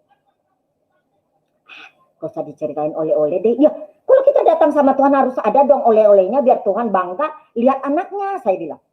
Udah nggak usah diceritain oleh-oleh. Udah ikhlaskan aja aku. panggil pendeta katanya. Panggil pendeta katanya saudaraku. Dah aku diam. Udah aku diam saudaraku. Diam-diam aku pergilah ke rumah mertua. Maksud aku biar aku ngomong sama mertua, biar mertua ini menghibur suami saya, jangan bersedih gitu ya saudaraku. Ternyata mertua saya nggak ada, adik saya yang ada, adik dari suami saya. Saya ngomong lah, nanti kalau datang mama, suruh datang mama dulu ke rumah sakit, karena abang kamu menangis terus sehari ini, gara-gara mama tuh buat telapak kakinya ke mulut abang kamu. Jadi abang kamu merasa sedih. Emangnya aku dosa apa sama si mama? Kok tega-teganya mama itu berbuat begitu? Sanggup buat telapak kakinya ke mulut saya. Gitu. Jadi adik saya, iya, ntar saya ini. Nggak berapa lama saya sampai di rumah sakit, mertua saya datang, saudara. Ini katanya istri kamu si Murni ini, kata jangan kamu dengarkan katanya. Ini seperti kucing pintar menyembunyikan kotoran katanya. Jangan kamu dengarkan. Makanya kamu tuh kalau aku ngomong sama kamu tuh, kamu nggak mau dengar katanya. Ini begini nih wataknya, begini nih wataknya. Dengar itu saudaraku, saya nggak tahan lagi emosi. Saya berdiri, saudaraku. Selama saya berumah tangga dengan suami saya nggak pernah terlanjur ngomong. Baik sama adik saya, baik itu sama mertua laki dan perempuan. Saudaraku. Saya tidak pernah terlanjur ngomong. Kalau itu saya berdiri. Begitu lamanya saya berumah tangga dengan anak mama, saya belum pernah ngomong sama mama loh, saya bilang. Tapi kalau ini, saat ini, memang saya harus ngomong. Karena mama itu tidak menunjukkan bagaimana mama itu sebagai seorang ibu. Mama itu rajin ke gereja. Mama itu rajin berdoa, saya bilang.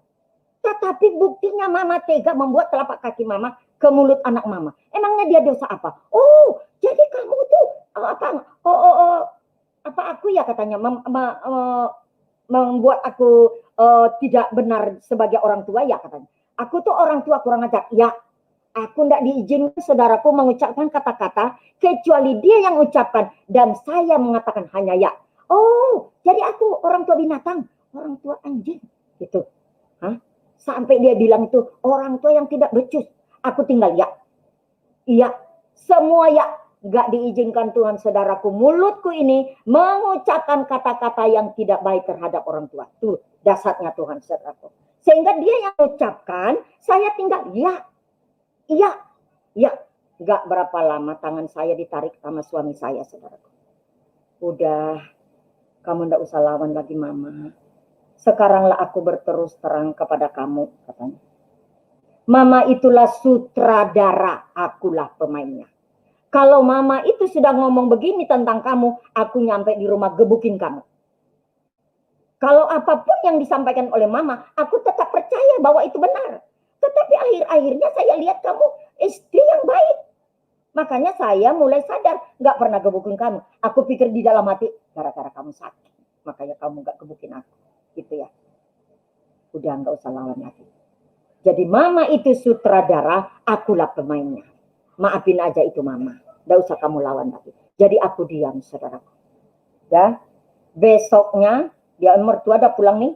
Besoknya dia terus ngomong, udah panggil pendeta.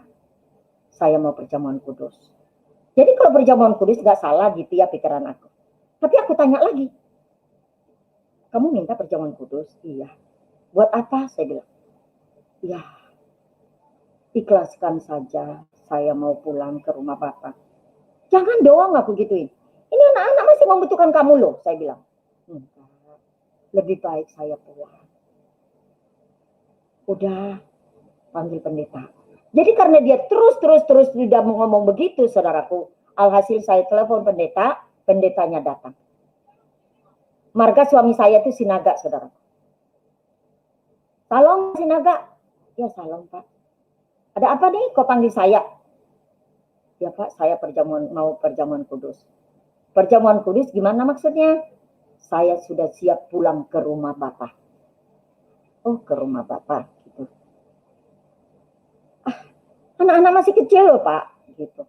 Udah, saya sudah ngomong sama istri saya. Pasti Tuhan pelihara.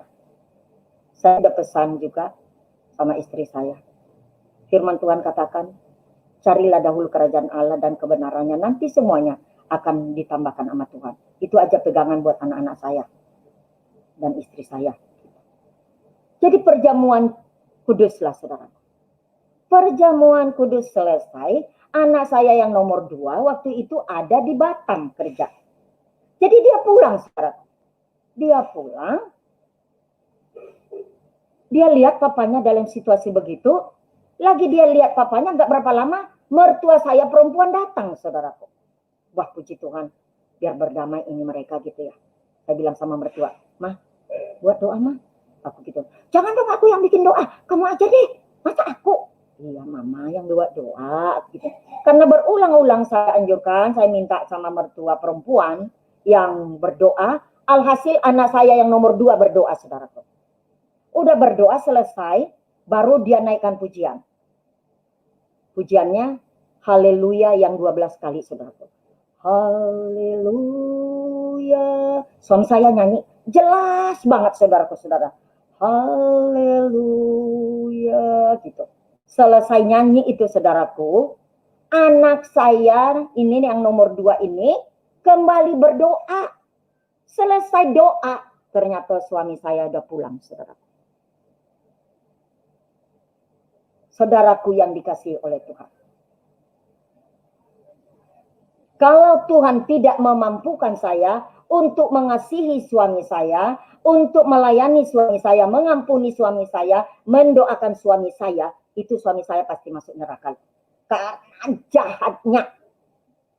Kesaksian ini sebenarnya belum semua saya sampaikan, saudaraku. Bagaimana jahatnya ini suami saya ini.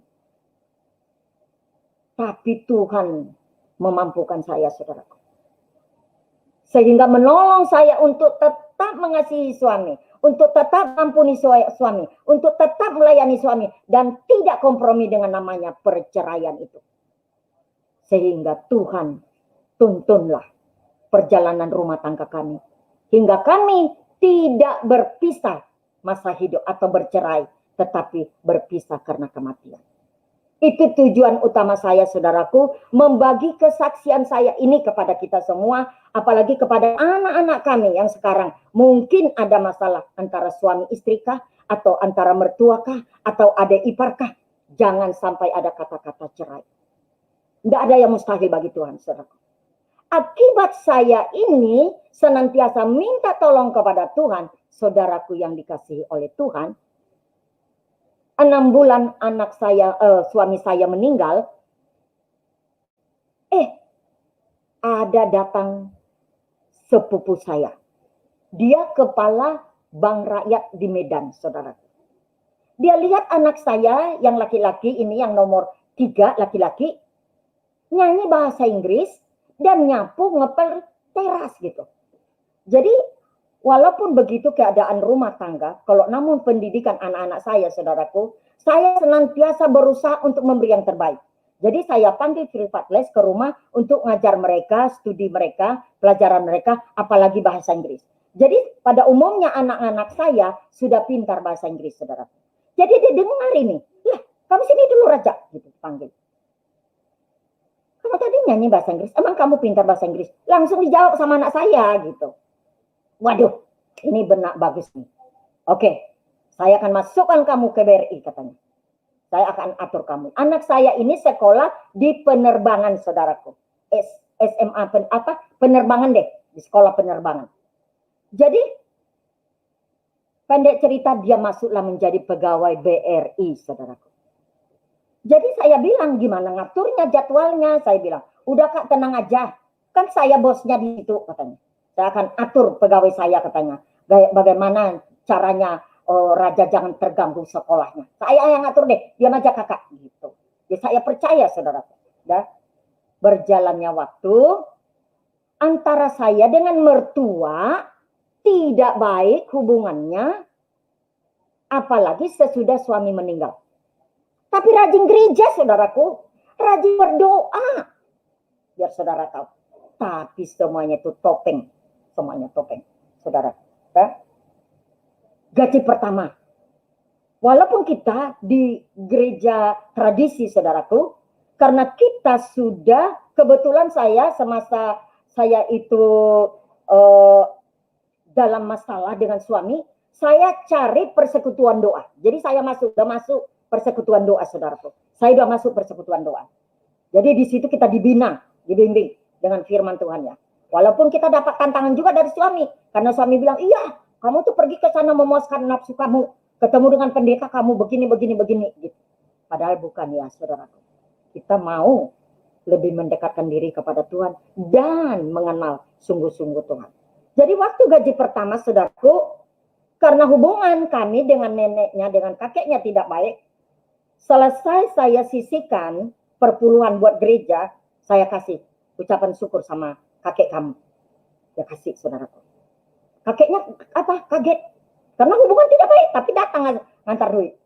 Gaji kedua, saudaraku, begitu juga. Kasih, ini senang sama nenek kamu sekarang.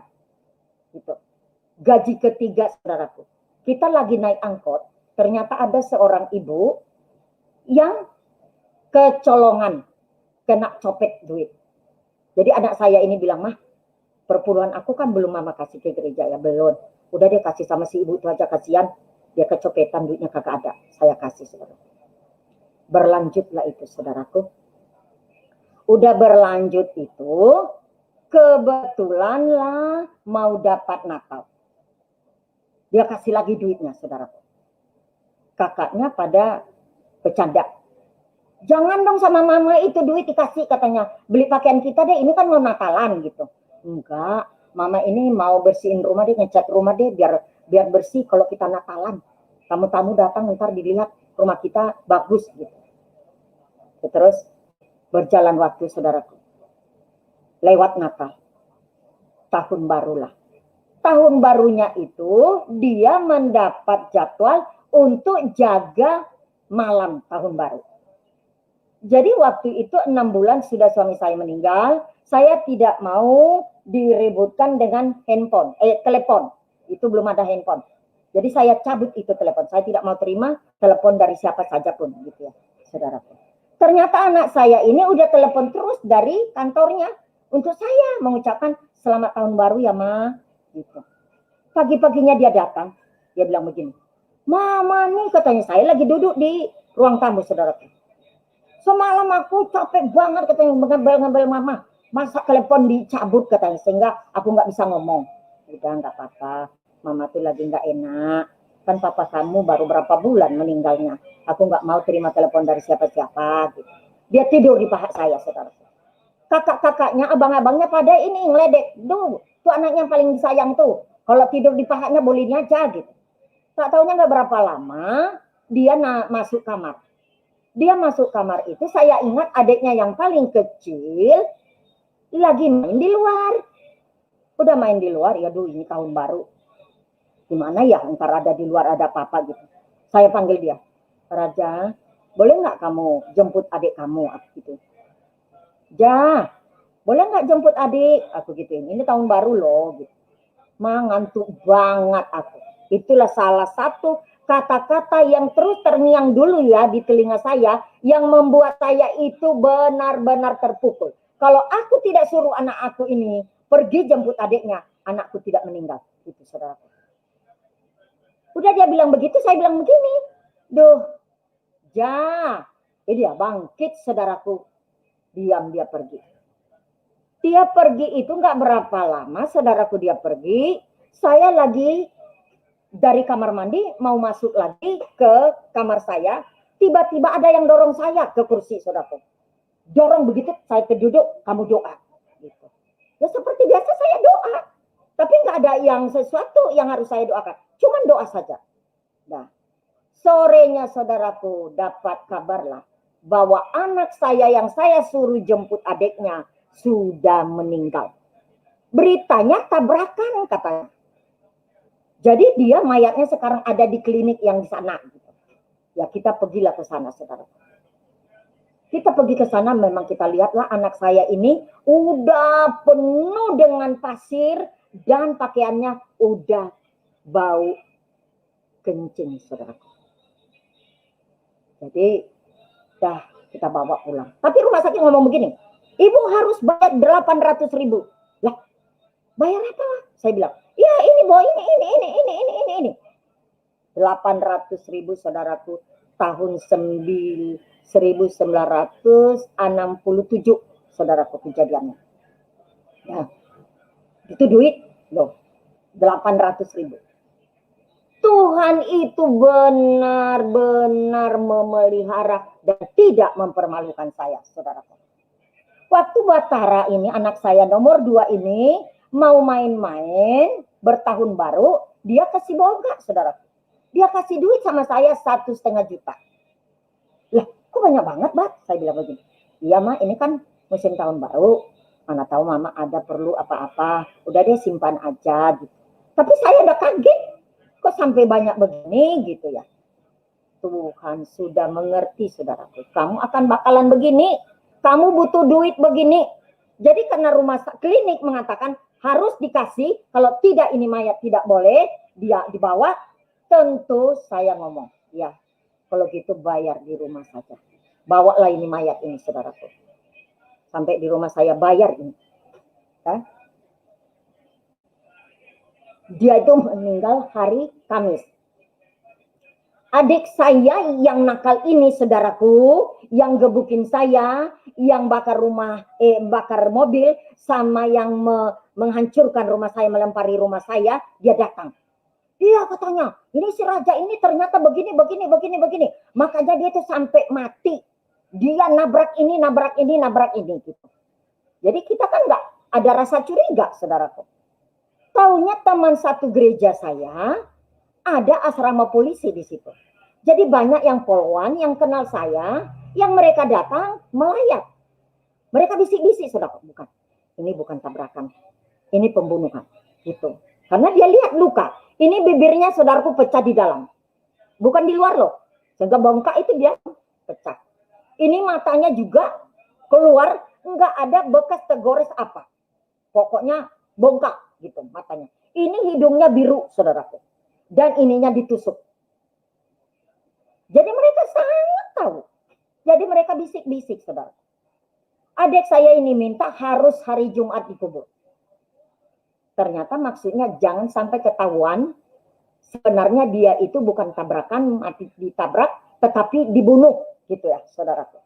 Ya. Jadi dia bilang harus hari Jumat. Tidak boleh, harus besok gitu. Jadi karena dia ngotot, saya teleponlah ada majelis kami. Saya bilang ada begini Pak. Gimana Pak kalau boleh dari kita aja deh apanya yang acara penguburan sehingga tidak jadi hari besok gitu. Oke siap gitu. Jadi anak saya yang perempuan, saya suruhlah melapor kepada ketua STM yang di kampung kita itu, mengasih tahu bahwa anak saya tidak jadi hari Jumat dikubur hari ini gitu. Kebetulan Jumat waktu itu. Kaget dia. Lah, mana kamu kan sudah ngomong hari Sabtu. Siapa yang bilang hari ini gitu. Jadi udah ketahuan satu. Apa dia? Bohong dia, saudaraku. Ya, pendek cerita dikubur. Sesudah dikubur ceritalah polwan-polwan sama polisi. Bu, itu udah diinin aja katanya. Perkarakan aja itu diselidiki supaya ketahuan dia itu bukan mati tabrakan tapi pembunuhan. Ada lagi menantu saya dari kakak saya yang paling besar dan Ramil di saat itu dia bilang ya Tan ini harus diapa ini katanya harus dipisum biar juga mayat harus dipisum biar ketahuan ini bukan tabrakan pembunuhan. Tapi saya mikir begini saudaraku, kalaupun ketahuan ini dibunuh orangnya ditangkap sejauh mana senangnya hatiku. Satu hal yang saya tahu, sebagaimana darahnya Habel yang tercurah menjerit kepada Tuhan waktu dibunuh Kain, itu juga lah kali yang terjadi sama anakku. Pasti dia menjerit, karena saat itu aku didorong untuk berdoa. Mungkin disitulah kejadian anak saya ini. Jadi saya tahu kalau tanpa seizin Tuhan, anak saya ini tidak mati. Sehingga saya sanggup berdoa sama Tuhan, Tuhan jadikanlah ini menjadi berkat. Siapapun yang membunuh, saya tidak sakit hati. Bahkan saya tidak akan mengadukannya. Saya akan mengampuni dia. Gitu saudaraku. Alhasil tidak jadi diselidiki. Saudaraku yang kasih Tuhan. Udah saudaraku. Berjalannya waktu, saudara, saya itu diminta sesudah suami saya meninggal, keluarga saya yang di Jakarta ini minta supaya kita itu pindah ke Jakarta. Udah deh, kamu pindah aja ke Jakarta gitu. Lebih baik kamu di Jakarta dengan anak-anak gitu.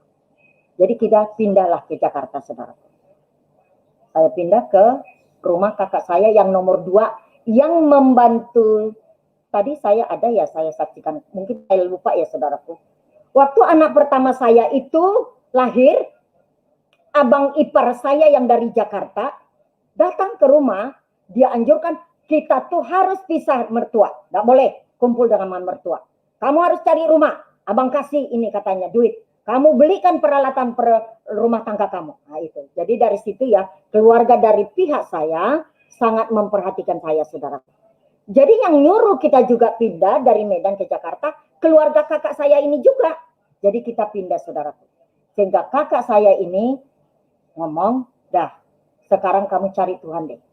Ikut kamu sekolah penginjilan. Jadi kita ikutlah, saudaraku, sekolah penginjilan. Jadi 2 tahun kita mengikuti sekolah penginjilan. Kita kan dari HKBP Kita kan dari gereja tradisi. Gak tahu apa-apa. Jadi sudah di sana, ya hari lepas hari, saudaraku, kalau misalnya ya, saking kagetnya saya mengenal Yesus itu siapa. Setiap hari belajar itu saya nangis. Saya nangis. Waduh, rupanya Yesusku begini. Ternyata Yesusku begini. Ternyata Yesusku begini. Gitu, saudara. Jadi waktu di Medan itu anak saya yang nomor 2 sudah dibaptis selam, saudaraku. Jadi dia sering bilang sama saya, Mama juga baptis selam loh, Ma. Karena itu salah satunya untuk kita bisa berkenan di hati Tuhan dan bisa menikmati kasih kuasa Tuhan. Roh Kudus akan bekerja lewat Mama. Terus saya bilang, saya udah dibaptis, tahu. Kamu jangan ulang-ulang ya. Mentang-mentang kamu sekarang dibaptis itu, kamu semena-mena aja ngomong sama orang tua. Gak ada sopan kamu. Gitu ya, saudara. Ternyata sesudah kita sekolah Alkitab, disingkapinlah itu semua, saudaraku. Disingkapin hari lepas hari. Hari lepas hari. Dah berjalannya waktu, saudaraku. Waktu kita itu diminta sama guru-guru kita untuk doa pelepasan. Saya itu kan belum dibaptis. Jadi dikasih tahu lah, siapa di sini yang belum dibaptis? Ya saya tunjuk tangan lah, saudaraku. Saya dibaptis lah sama pendeta saya yang sampai sekarang itu menjadi bapak rohani saya yang sangat teladan buat saya. Yang sangat banyak membangun saya di dalam pengenalan akan Tuhan Yesus itu. Hidup berkenan di hadapan Tuhan. Dan hidup di dalam roh itu adalah pendeta Robert Chandra, saudaraku. Itu bapak rohani saya. Dialah yang baptis saya. Jadi selesai baptis, ya persyaratannya juga harus ada doa pelepasan. Waktu kita doa pelepasan, saudaraku, belum apa-apa tangan pendeta sama saya, saudaraku. Ya, aku udah bahasa roh. Kita udah diurapi oleh Roh Kudus, saudaraku. Udah berbahasa baru. Waduh, rupanya ini dia. Aku minta ampun lah sama Tuhan. Aku lemas, gak bisa berdiri. Gak bisa duduk, saudaraku. Tapi yang keluar dari mulut saya buih. Itu mungkin yang selama ini kita nggak mengerti, ada air sirih, ada apa yang kita terima dari mertua, dari apa semuanya, itu bebu lama banget saya, saudaraku, tergeletak, nggak bisa duduk, saudaraku. Nah, terus kita berlanjut, kita selesai sekolah, udah selesai sekolah, saudaraku, kita ikutlah pelayanan. Jadi kita ikut pelayanan ke desa-desa lah awalnya, saudaraku ya. Banyak hal yang Tuhan nyatakan, bagaimana penyertaan Tuhan melawat orang-orang yang belum percaya, bahkan yang terlibat dengan okultisme, saudara. Suatu waktu, saudaraku, saya mendengar adik saya yang nakal ini meninggal. Jadi, waktu saya dengar meninggal, saya nangis menjerit. Kebetulan ada ibadah di rumah pendeta Robert Chandra ini, saudaraku. Robert Chandra juga sampai kaget gitu. Kok begitu banget itu Bu Murni nangisnya gitu. Jadi dikasih tahu lah bahwa adik suami saya meninggal. Udah Bu Murni, dia pulang ke rumah bapak gitu. Tapi saya nangisnya, Tuhan apakah layak itu adik saya? Padahal kematian anak saya ini sengaja saya umumkan sama saudara, supaya adik saya ini dengar, kalau dia emang terlibat di situ, saya akan ampuni. Saya tidak akan nuntut gitu, supaya dia jangan terikat dengan dosa itu, saudaraku. Jadi itu yang saya ingat, Tuhan, apakah adik saya itu sudah layak masuk dalam kerajaan-Mu, gitu ya, saudara. Jadi kita pulanglah ke Medan. Pulang ke Medan, selesai acara penguburan, ini pendek cerita ya, saudaraku. Malamnya saya buat ibadah. Saya kumpul semua keluarga di situ ibadah. Jadi selesai ibadah, satu persatu mereka saya layani, saudaraku. Satu persatu saya layani. Ada salah satu di situ di pojokan, itu ya masih jauh sih, agak jauh hubungan kita dengan dia. Dia lihat, saya lihat begitu, lah ngapain? Saya semperin ya saudaraku. Bos, kamu ngapain? Saya bilang, dia diam. Mau didoain? Nangis dia saudaraku. Saya orang yang paling jahat di dunia. Paling jahat sama Tuhan, katanya. Ada apa? Saya bilang. Dia bilang, Antulang tahu nggak? Katanya. Saya itu ada pegang jimat. Saya itu katanya bukan hanya pemakai narkoba, tetapi saya gerbong narkoba. Dia bilang begitu. Ini jimat saya ini katanya udah saya buang, malah datang lagi sama saya. Ya datanglah kalau nggak didoain sama pendeta gitu. Ya udah kita layani ya saudaraku. Udah kita layani, jimatnya ini kita bakar saudaraku. Sesudah kita bakar, nggak berapa lama keluarga datang sama saya. Itu katanya si posdok itu katanya sekarang katanya lagi apa? Di kamar mandi katanya. Nyemplung ke kamar mandi kata kebak itu katanya. Dia kepanasan kayak kebakar gitu. Dia menjerit-jerit di situ. Saya udah ngerti. Itu impartasi setan. Gak apa-apa. Yang penting dia udah dikuduskan gitu ya saudaraku. Saya selesai bakar itu, jimat-jimatnya itu, saya datanglah sama dia. Saya lihat dia udah duduk saudaraku. Tapi keringatnya ini masih kayak keringat jagung saudaraku. Kenapa pastor? Saya bilang, panas. Dia bilang, gak apa-apa ya nak ya. Kamu kan sudah menyerahkan hidup kamu sama Tuhan. Jadi Tuhan mau bersihkan kamu. Sekarang ganti pakaian kamu, kita mau doa gitu. Diganti pakaiannya saudara, kita doa. Asik lagi kencang ini, keringatnya ini saudaraku. Panas. Sekarang kamu doa. Saya tuntun dia doa. Udah selesai tuntun doa saudaraku. Gak berapa lama keringatnya ini berhenti. Dan kita doa. Udah nyanyian pujian, doa. Dia tidur, saudaraku. Udah dia tidur, ya kebetulan saya harus pulang. Jadi saya pesankan sama saudara yang di situ untuk mereka lihatlah. Jangan sampai ada apa-apa. Nanti kalau apa, telepon ya. Gitu. Besoknya pagi-pagi saya datang lagi, saudaraku. Udah saya datang, saya lihat dia masih tidur. Terus dia nggak berapa lama bangun, saya tanya, gimana perasaan kamu? Leganan tulang. Segar ini aku ini, katanya. Ayo kita doa lagi, doa, saudaraku. Nggak berapa lama, ada lagi saudaraku, anak dari adik mertua perempuan saya datang rame-rame. Jadi mereka cerita, istri saya kak sekarang lagi di borgol. Borgol di mana? Aku gituin. Iya, di borgol. Kenapa di borgol? Aku gituin. Dia sering kabur kak, bahkan sampai sebulan nggak pulang. Gitu. Hah? Jadi di mana sekarang? Di rumah. Kalau gitu kita harus ke sana, gitu ya saudaraku. Udah, kita ke sana saudaraku. Emang benar di borgol ini. Saya menangis menjerit sama Tuhan. Tuhan, aku melayani kemana-mana Tuhan. Ternyata diriku sendiri, aku tidak perhatikan. Ampuni aku Tuhan, gitu ya. Jadi pendek cerita saudaraku, kita layani. Tapi besoknya itu, malam selesai ibadah, saya tantanglah ini semua anak-anak adik saya termasuk istrinya untuk mereka dibaptis. Supaya kalian berkenan di hati Tuhan dan hidup baru. Saudaraku dikasih oleh Tuhan. Mereka semua setuju. Sehingga saat itu ada 18 orang yang harus dibaptis. Saya hubungi pendeta. Hingga sorenya kita berangkat. Salah satunya ada di situ. Mertua anak dari adik saya yang laki-laki ini kawin sama orang Hindu Bali. Mertuanya ikut melayat, ini mertua anaknya yang perempuan. Karena anak adik saya yang laki-laki ini menikah dengan orang Bali dan agamanya Hindu. Jadi waktu kebaktian itu dia ikut gitu. Tapi waktu kita tanya baptisan, dia enggak, saya enggak ikut gitu ya, enggak apa-apa kalau gitu ya. Ya ibu tinggal di sini aja gitu. Kita berangkatlah saudaraku. Dua mobil karena 18 orang. Tak taunya saudaraku, diam-diam dia masuk ke mobil. Udah diam-diam dia masuk ke mobil, sampailah di kolam. Waktu itu kan ada lagi pengarahan pada mereka semuanya. Ikut dia, saudaraku. Ya saya diam aja gitu. Udah acara baptisan lah. Masuklah ke dalam kolam. Enggak taunya ini ibu ini yang beragama Hindu ini saudaraku. Masuk ke kolam.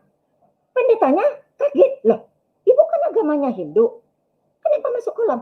Ya Pak, saya mau disucikan dengan darah Yesus. Saya mau katanya dimandikan. Biar saya benar-benar suci. Jadi ibu mau siap dibaptis? Siap. Dibaptislah itu saudaraku, ibu Hindu ini. Sehingga sampai saat ini saya mendengar mereka sudah rajin beribadah. Saudaraku yang dikasihi oleh Tuhan. Kalau kita melihat kejahatan adik saya ini, yang seharusnya saya sangat membenci dia dan tidak mau baikan, Tuhan tidak akan mampu bekerja, saudaraku. Ini untuk kemuliaan Tuhan ya, saudaraku. Tapi Tuhan yang senantiasa memampukan saya mengasihi, melayani mereka, mengampuni, makan, mendoakan mereka, sehingga Roh Kudus bekerja. Papanya meninggal, tetapi 19 orang jiwa diselamatkan, saudaraku. Tuh karya yang ajaib. Jadi jangan lihat masalah dulu, tapi lihat mata kita tertuju kepada Tuhan. Di balik masalah ada rencana Tuhan. Sehingga kita tidak ada niat untuk kita, kurang ajar itu. Oh tidak apa itu, begini orangnya. Lebih baik aku diamin. Gak usah baikan sama dia. Gak sadar diri. Jangan saudaraku. Belajar taat setia. Belajar melihat Tuhan. Belajar menyenangkan hati Tuhan. Cuman itu aja saudaraku yang kasih oleh Tuhan. Dah. Waktu kita melayani anak dari adiknya mertua saya yang perempuan yang kena borgol ini, kita datanglah ke sana dan saya ajak pendeta saudara. Dilayanilah mereka. Udah besoknya terjadi lagi baptisan. Keluarga ini dibaptis ada 6 orang saudara. Jadi 19 tambah 6 berarti 25 orang diselamatkan. Tuhan Yesus ajaib saudaraku. Mari saudaraku yang dikasihi oleh Tuhan. Jangan pernah kompromi dengan namanya sakit hati. Pandang kepada Tuhan Yesus. Karena Roh Kudus tidak akan bisa bekerja kalau masih ada celah yang tidak baik di dalam hati kita. Tuhan mempunyai rancangan buat kita saudaraku. Dia ingin pakai kita apalagi di akhir zaman ini. Supaya kehendak Tuhan jadi. Saudaraku yang dikasihi oleh Tuhan. Mertua saya yang laki-laki sakit.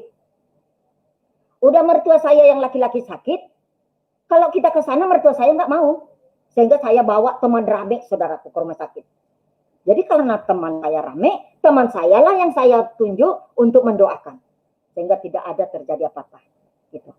Nggak berapa lama saudaraku. Mertua saya ini sebelum meninggal dilayani sama pendeta. Waktu dilayani nama pendeta, saudaraku, keluarlah ikan hidup dari mulutnya. Ditangkap sama sepupu dari mertua saya.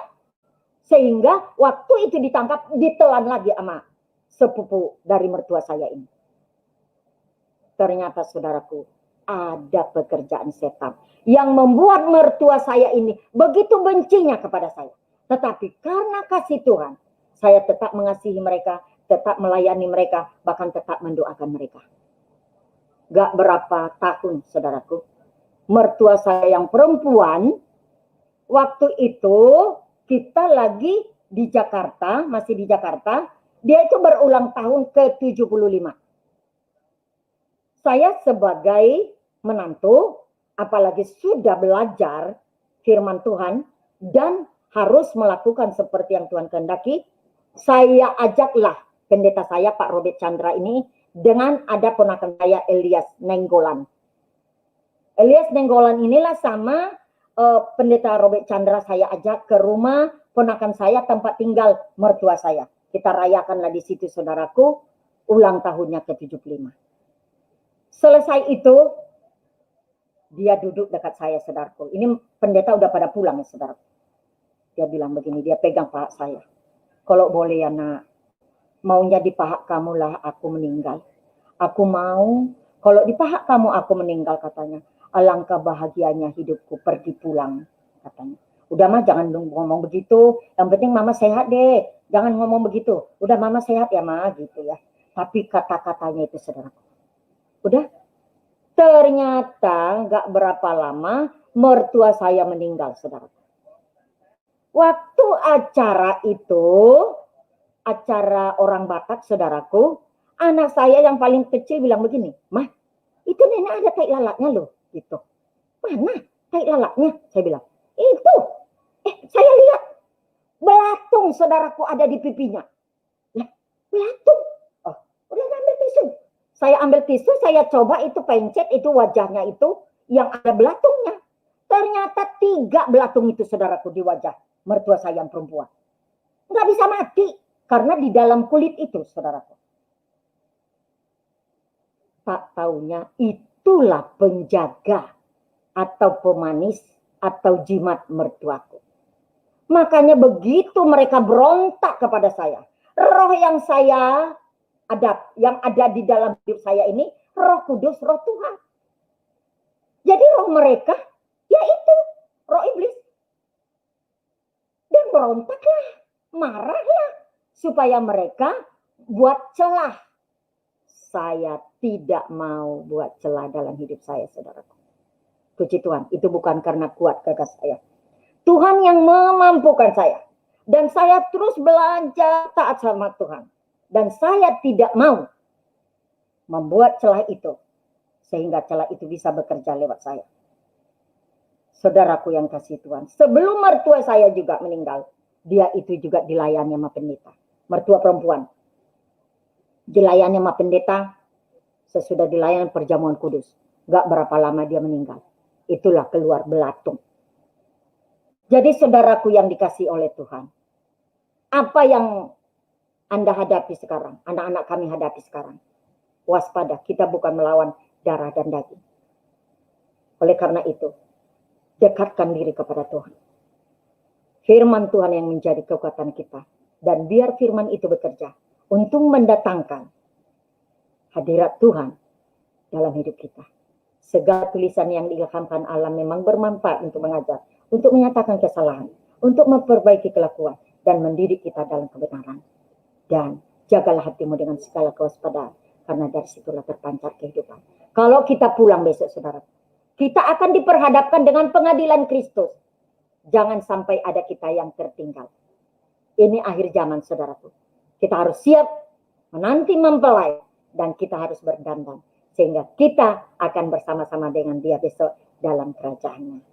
Terima kasih, Tuhan Yesus memberkati. Dan terima kasih Pak Yusuf. Terima kasih buat tim semua. Saya bersyukur. Dan biarlah ini semuanya untuk kemuliaan nama Tuhan. Amin. Ya, haleluya.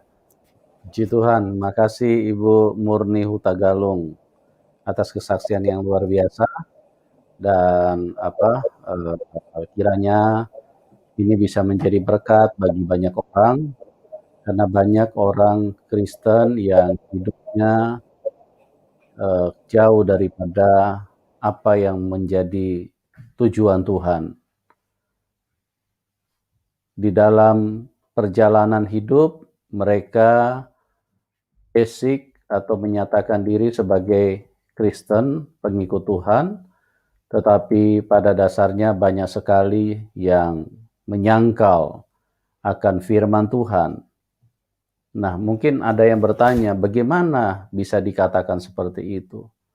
Kita menyangkal firman Tuhan artinya karena kita tidak hidup sesuai dengan firman Tuhan.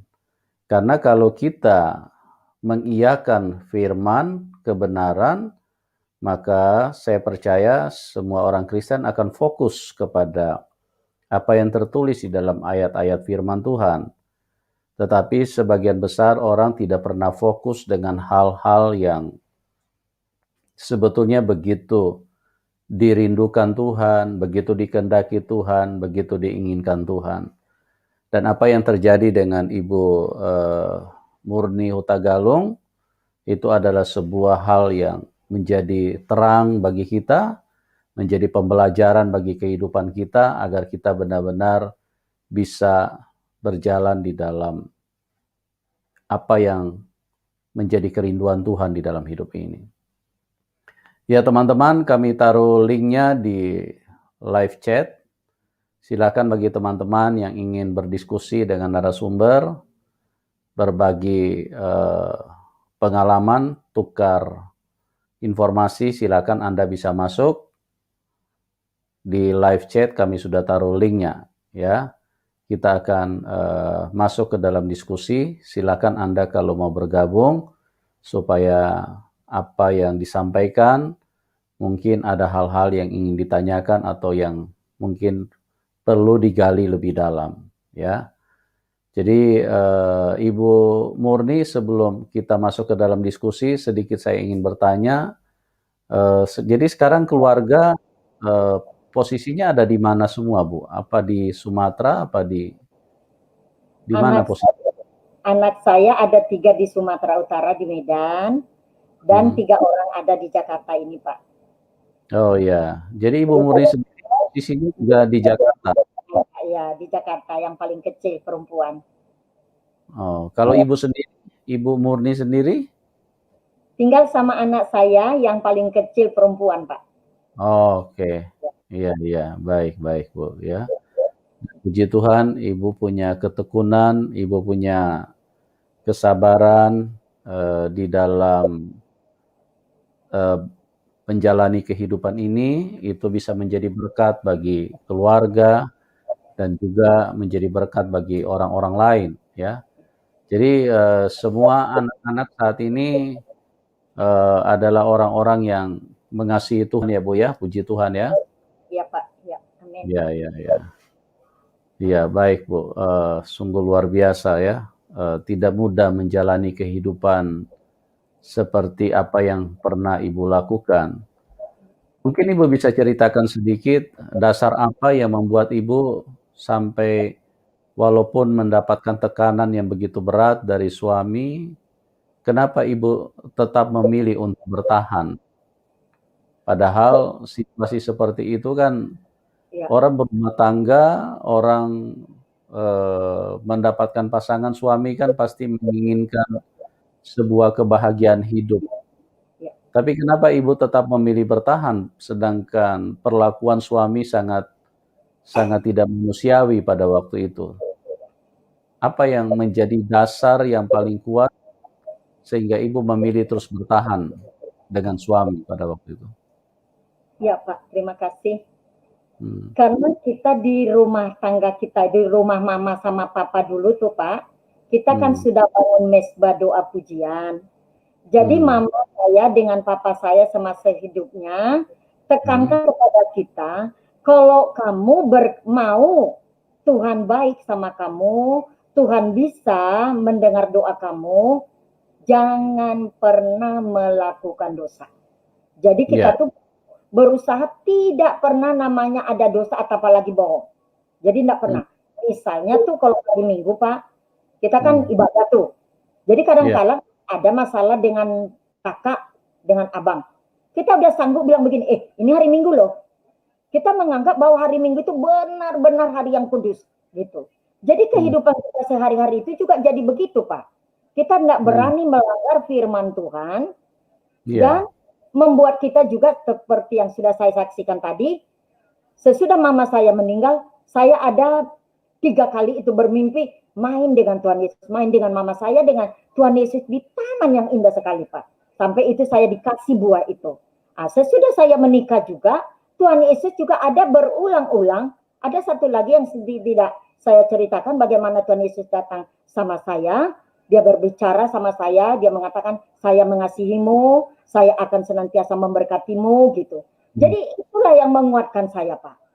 Padahal saya belum mengenal seperti yang saya bilang tadi, sesudah saya lah sekolah di Alkitab itu Gihon Ministry di Jakarta ini, dan saya di karismatik udah dibaptis dan sudah berbahasa roh, barulah pengenalan akan Kristus itu semakin kita tahu, Pak. Nah, jadi awalnya kita hanya belajar Tuhan itu kudus, Tuhan itu baik, tidak boleh bernoda. Jadi apapun yang kita alami, ntar jadi aku berdosa, ntar aku jadi berdosa, jadi gitu, Pak. Iya, iya. Luar biasa ya. Ya. Jadi basicnya itu sudah ditanamkan oleh orang tua daripada Ibu Murni. Ya. Dan itu memang penting sekali. Itu juga menjadi satu terang bagi kita semua. Bagaimana sebagai orang tua itu harus terus menanamkan nilai-nilai kebenaran kepada anak supaya mereka terbangun Amin. dengan konsep yang sesuai dengan firman Tuhan. Itu juga yang dikatakan oleh Paulus kepada Timotius, Ya. bahwa iman yang murni yang hidup di dalam nenekmu, Ya, nenek. aku yakin kata Paulus bahwa itu juga hidup di dalam dirimu. Ya, amin, amin. Ya, itu luar biasa. Amin. Ya, jadi orang tua penting sekali untuk fokus mendidik, mengarahkan anak-anaknya untuk hidup berkenan, Amin. hidup takut akan Tuhan.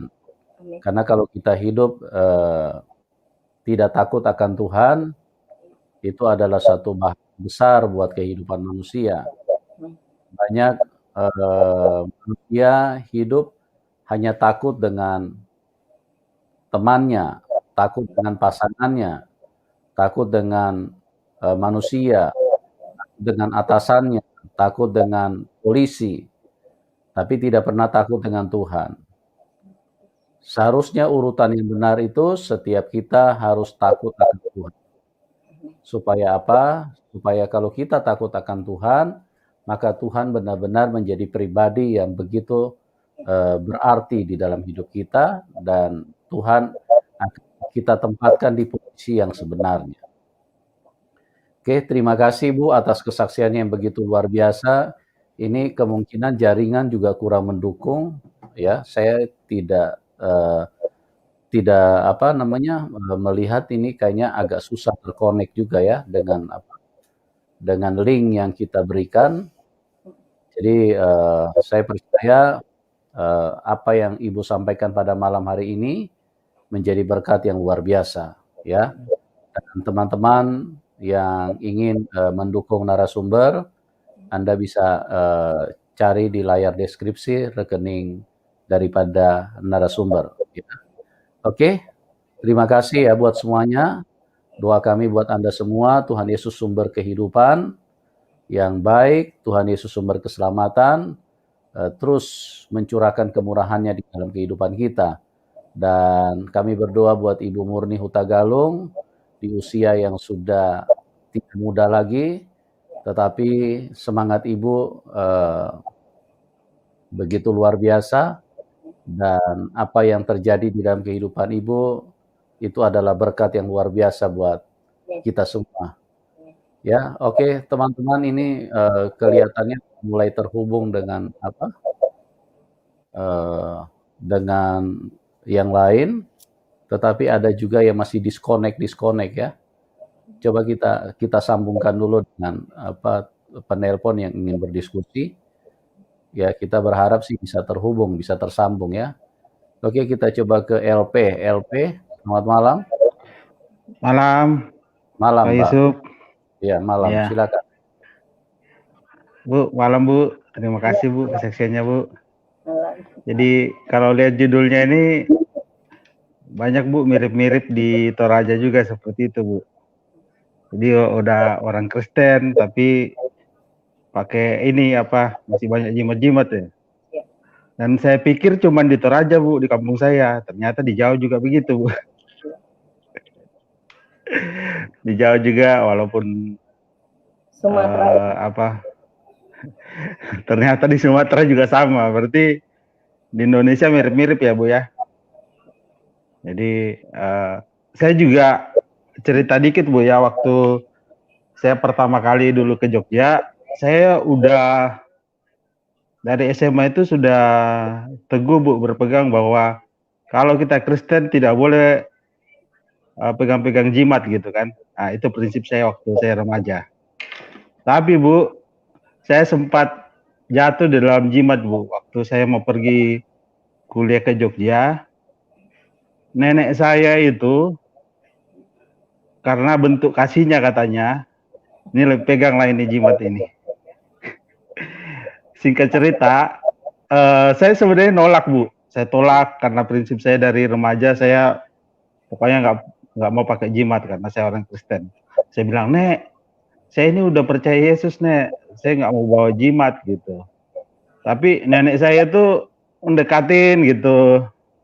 Terus, aduh, saya bilang, udahlah saya terima aja lah ini. Saya tak walau saya terima, saya bawa ke Jogja. Itu Bu, waduh sampai di Jogja saya disiksa sama setan Bu. Pokoknya tandanya kalau saya mau tidur saya nggak doa, itu pasti saya ketindian. Gitu. Jadi kayak ada makhluk warna hitam itu masuk ke dalam tubuh saya. Langsung saya nggak bisa gerak tuh. Tapi di dalam kondisi seperti itu kayak terjadi peperangan ini Bu, peperangan rohani gitu. Tuhan Yesus tolong, Tuhan Yesus tolong. Akhirnya ini keluar gitu. Nah, suatu hari ada puncaknya Bu. Kan kelemahan saya itu dikelitikin Bu. Waktu kecil dulu kan sama kakak itu ya saling kelitik-kelitikan itu. Nah itu kelemahan saya. Saya itu benar-benar ini apa, setan itu tahu kelemahan saya ya. Jadi waktu saya ketindian itu, kaki saya ditaruh di atas, kayak digantung gitu. Ini bayangan dalam roh ya. Kaki saya digantung gitu, kepala saya dibawa, saya dikelitikin sampai minta ampun itu. Nah dari situ saya doa, kayaknya yang membuat saya diintimidasi setan ini gara-gara jimat dari nenek saya ini. Waktu itu saya belum tahu ini Bu, acara-acara pelepasan atau apa gitu. Jadi jimat itu saya lepaskan sendiri. Jadi saya berdoa, Tuhan ini jimat-jimat benar nyiksa saya ini Tuhan. Saya mau buang ini jimat. Jadi saya doa sendiri.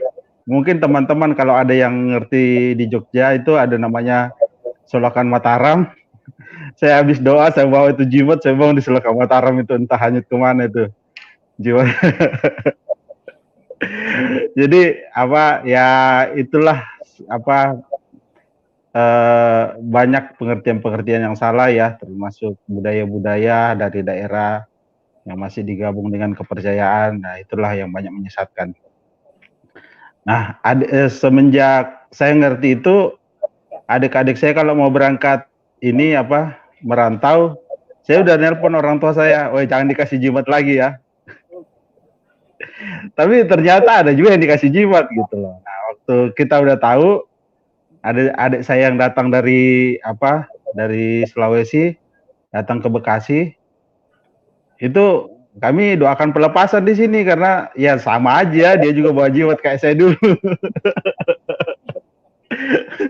Dan sama yang dialami dengan saya sama. Jadi dia kalau lupa berdoa, dia ketindian gitu.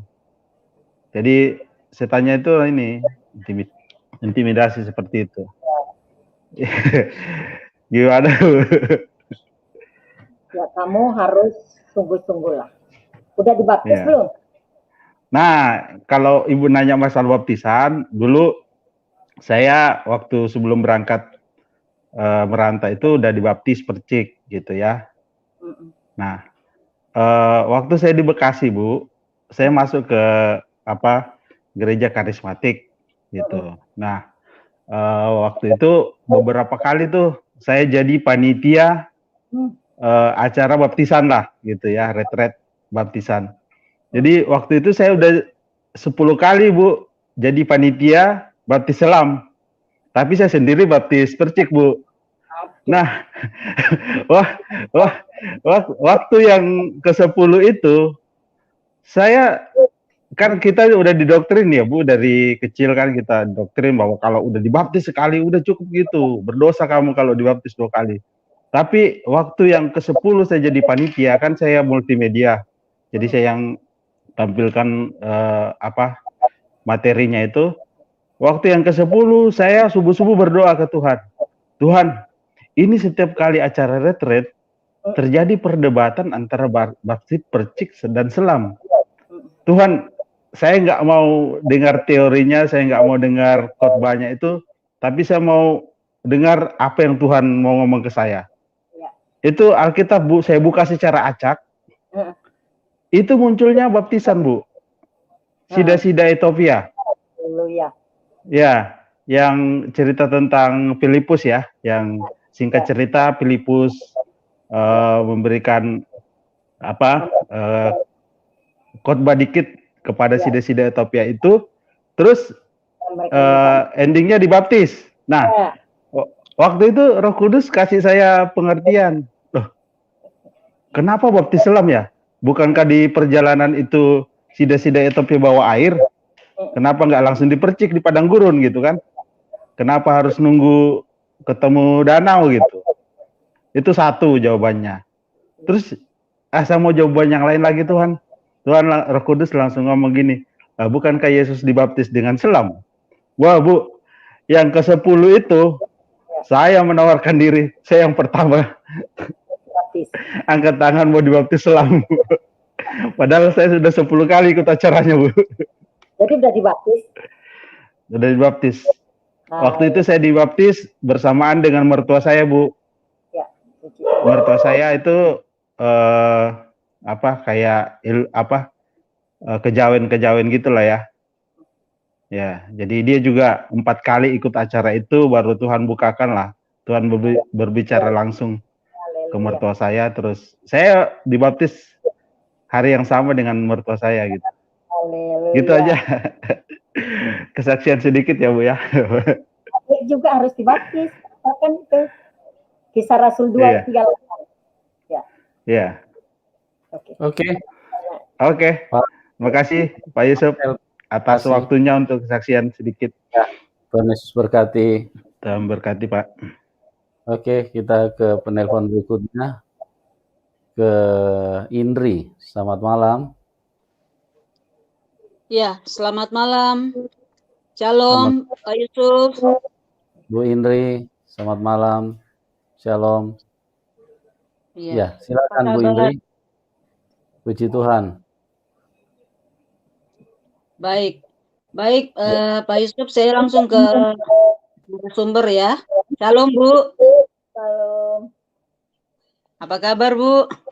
Ya, puji Tuhan, luar biasa. Puji Tuhan ya. Iya. Ini menarik banget ya, Bu ya. Judul dari kesaksian Ibu malam hari ini ya, Bu ya.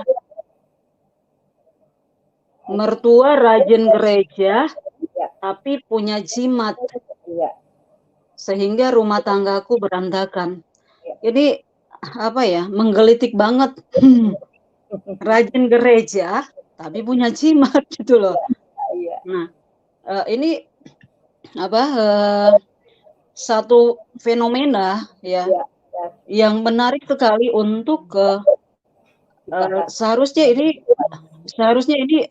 kesaksian Ibu ini ya bisa membuat banyak gereja Tuhan bertobat, Bu. Ya, amin. Ya. Amin. Karena apa? Kalau rajin gereja harusnya ya membuat seseorang itu ya dekat dengan Tuhan gitu ya. Ya kan? Amin. Kan kalau kita rajin melakukan apa gitu ya itu pasti apalagi begini kan rajin gereja. Ya kita tahu kalau ke gereja itu kita ngapain gitu kan? Kan ibadah, bertemu dengan Tuhan gitu ya. Nah, tentunya kalau ini benar-benar dilakukan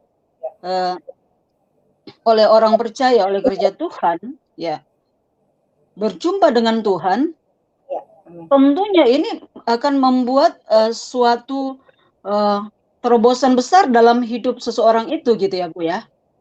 Gitu. Nah, tapi ini kok kenapa rajin gereja punya jimat? Iya. Gitu ya. Iya. Nah, ini memang banyak terjadi kalau saya lihat di dalam di dalam ya.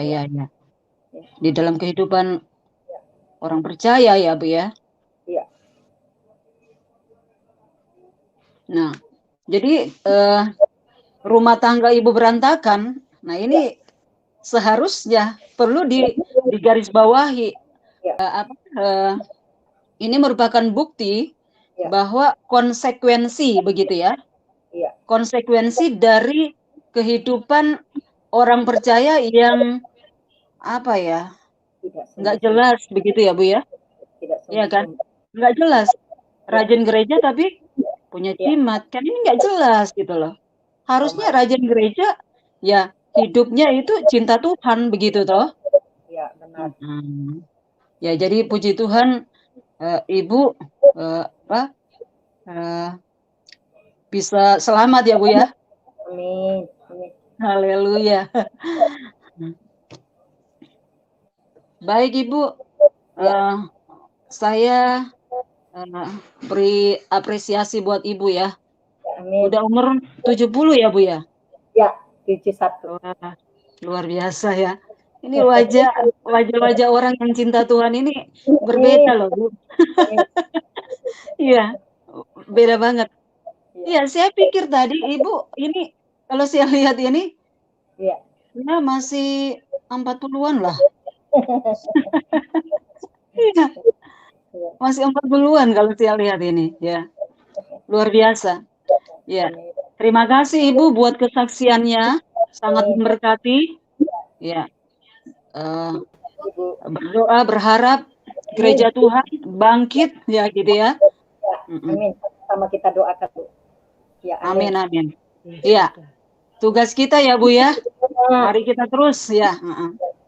Kita terus untuk memberikan kesaksian ini kepada dunia ya, kepada gereja Tuhan. Amin. Iya, karena saya juga Bu ya. Saya tadinya juga gereja seperti itu. Iya. Puji Tuhan ya. Ketika dipulihkan ya. Kita memulihkan. Wow. Iya.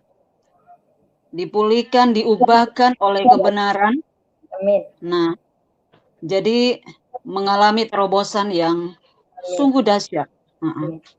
Seperti itu, Bu. Ya, amin.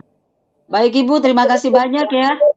Terima kasih buat kesaksiannya. Maju terus di dalam Tuhan. Amin, amin. Yes, ya. Pak Yusuf, terima kasih Pak buat waktunya. Terima kasih Bu Indri. Ya, Tuhan Yesus memberkati Bapak ya. Amin. Sama-sama diberkati. Salam kemenangan, Pak. Ya, salam kemenangan. Terus jadi pemenang. Amin. Amin, amin. Amin. Oke. Kita ke Abdullah. Abdullah Ishak. Selamat malam. Isbak. Bapak Abdullah. Pak Abdullah, selamat malam. Selamat malam Pak Yusuf. Selamat malam Pak Abdullah. Apa kabar Pak Yusuf? Baik, baik. Puji Tuhan. Alhamdulillah. Puji Tuhan ya Pak. Oh iya Pak, saya mau ke narasumber. Ya, silakan. Halo, selamat malam. Opung ya? Ya, boleh. Selamat malam. Ya. Dari Sumatera ya Bu ya? Dari Sumatera Utara, Medan. Iya, sangat memberkati kesaksiannya. Tetap semangat ya, Opung. Amin, amin. Jadi Opung tinggalnya sekarang di mana, Opung? Di Jakarta. Oh, di Jakarta ya. Ya. Ya, dari wajahnya bersinar kemuliaan Tuhan. Amin, amin.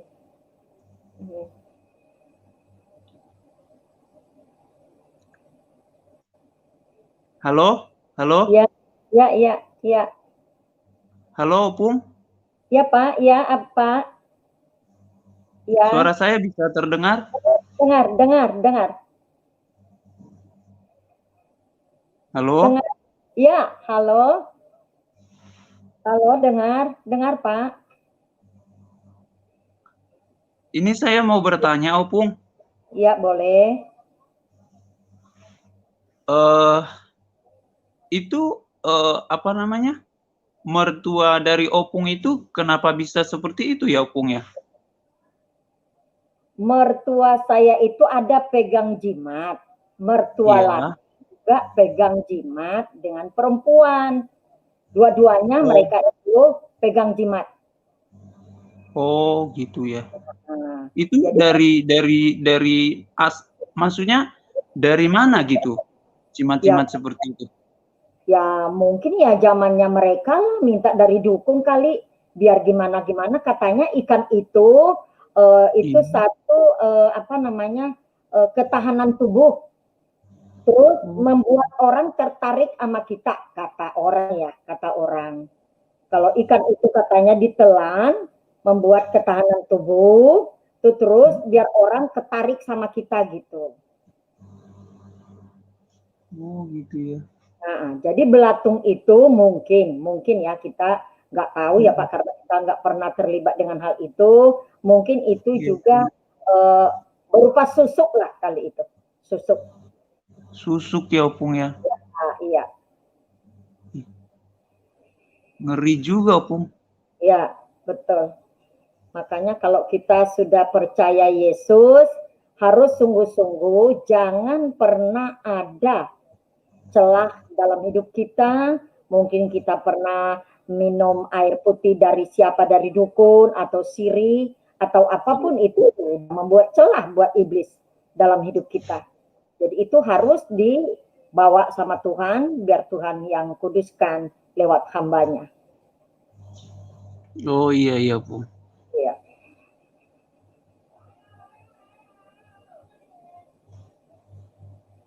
Iya, terima kasih ya, Opung ya. Buat Oke. kesaksiannya sangat memberkati. Dan khususnya juga buat orang-orang yang ada di Sumatera bisa diterangi pikirannya gitu. Amin. Iya, Opung. Baik Pak Abdullah, makasih. Ya, terima kasih Pak Yusuf. Suara saya bisa terdengar kan ya Pak? Bisa jelas. Oh iya. Oke, makasih. Terima kasih Pak Yusuf. Terima kasih Opung. Tuhan Yesus memberkati Opung. Memberkati. Berkati, amin. Oke, kita ke Harap. Selamat malam Harap.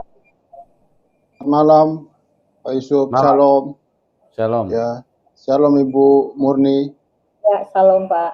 Ya, pertama-tama saya mau bilang Tuhan Yesus sungguh dahsyat ya Bu ya. Amin.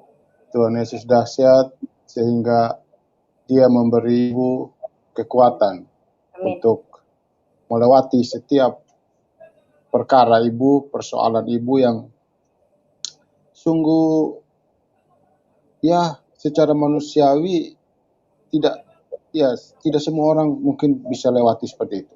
Dan mungkin sedikit. Mungkin persentase sedikit.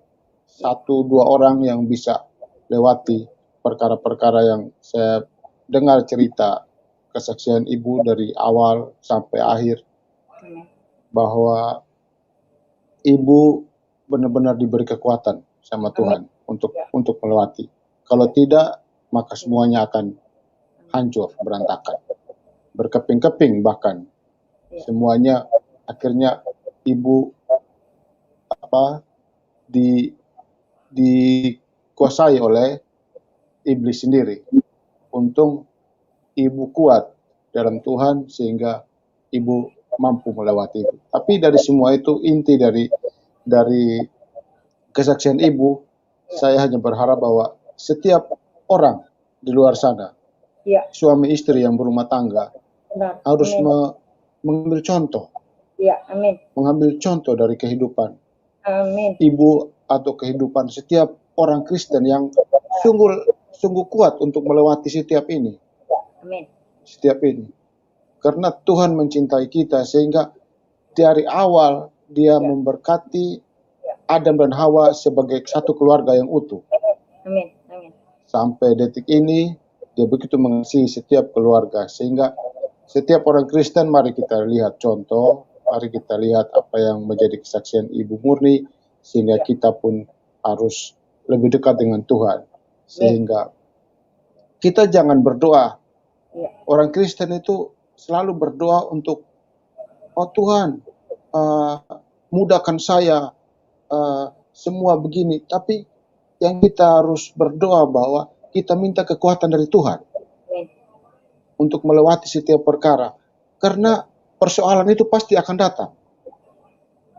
Begitu menurut saya. Persoalan itu pasti akan datang dan hanya kekuatan hanya dari Tuhan, dari Roh Kudus yang membuat kita pasti melewati semua perkara itu.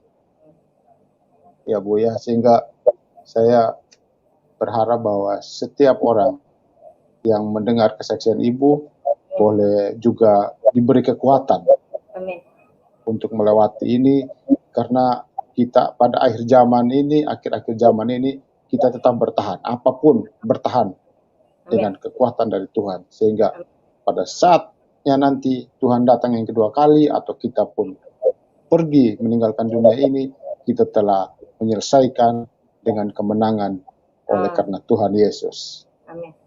Oke, Ibu Murni, terima kasih atas kesaksian Ibu yang memberi kekuatan bagi kita yang masih muda-muda ini. Amin. Oke, terima kasih Ibu Murni. Shalom, Tuhan Yesus memberkati. Pak Yusuf, shalom Pak Yusuf.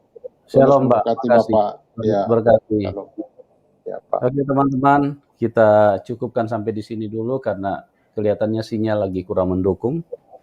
Ya, kita mengasihi Anda semua, kita berdoa supaya setiap kita bisa masuk di dalam rencana Tuhan dan bisa terselamatkan dari dunia yang begitu jahat ini.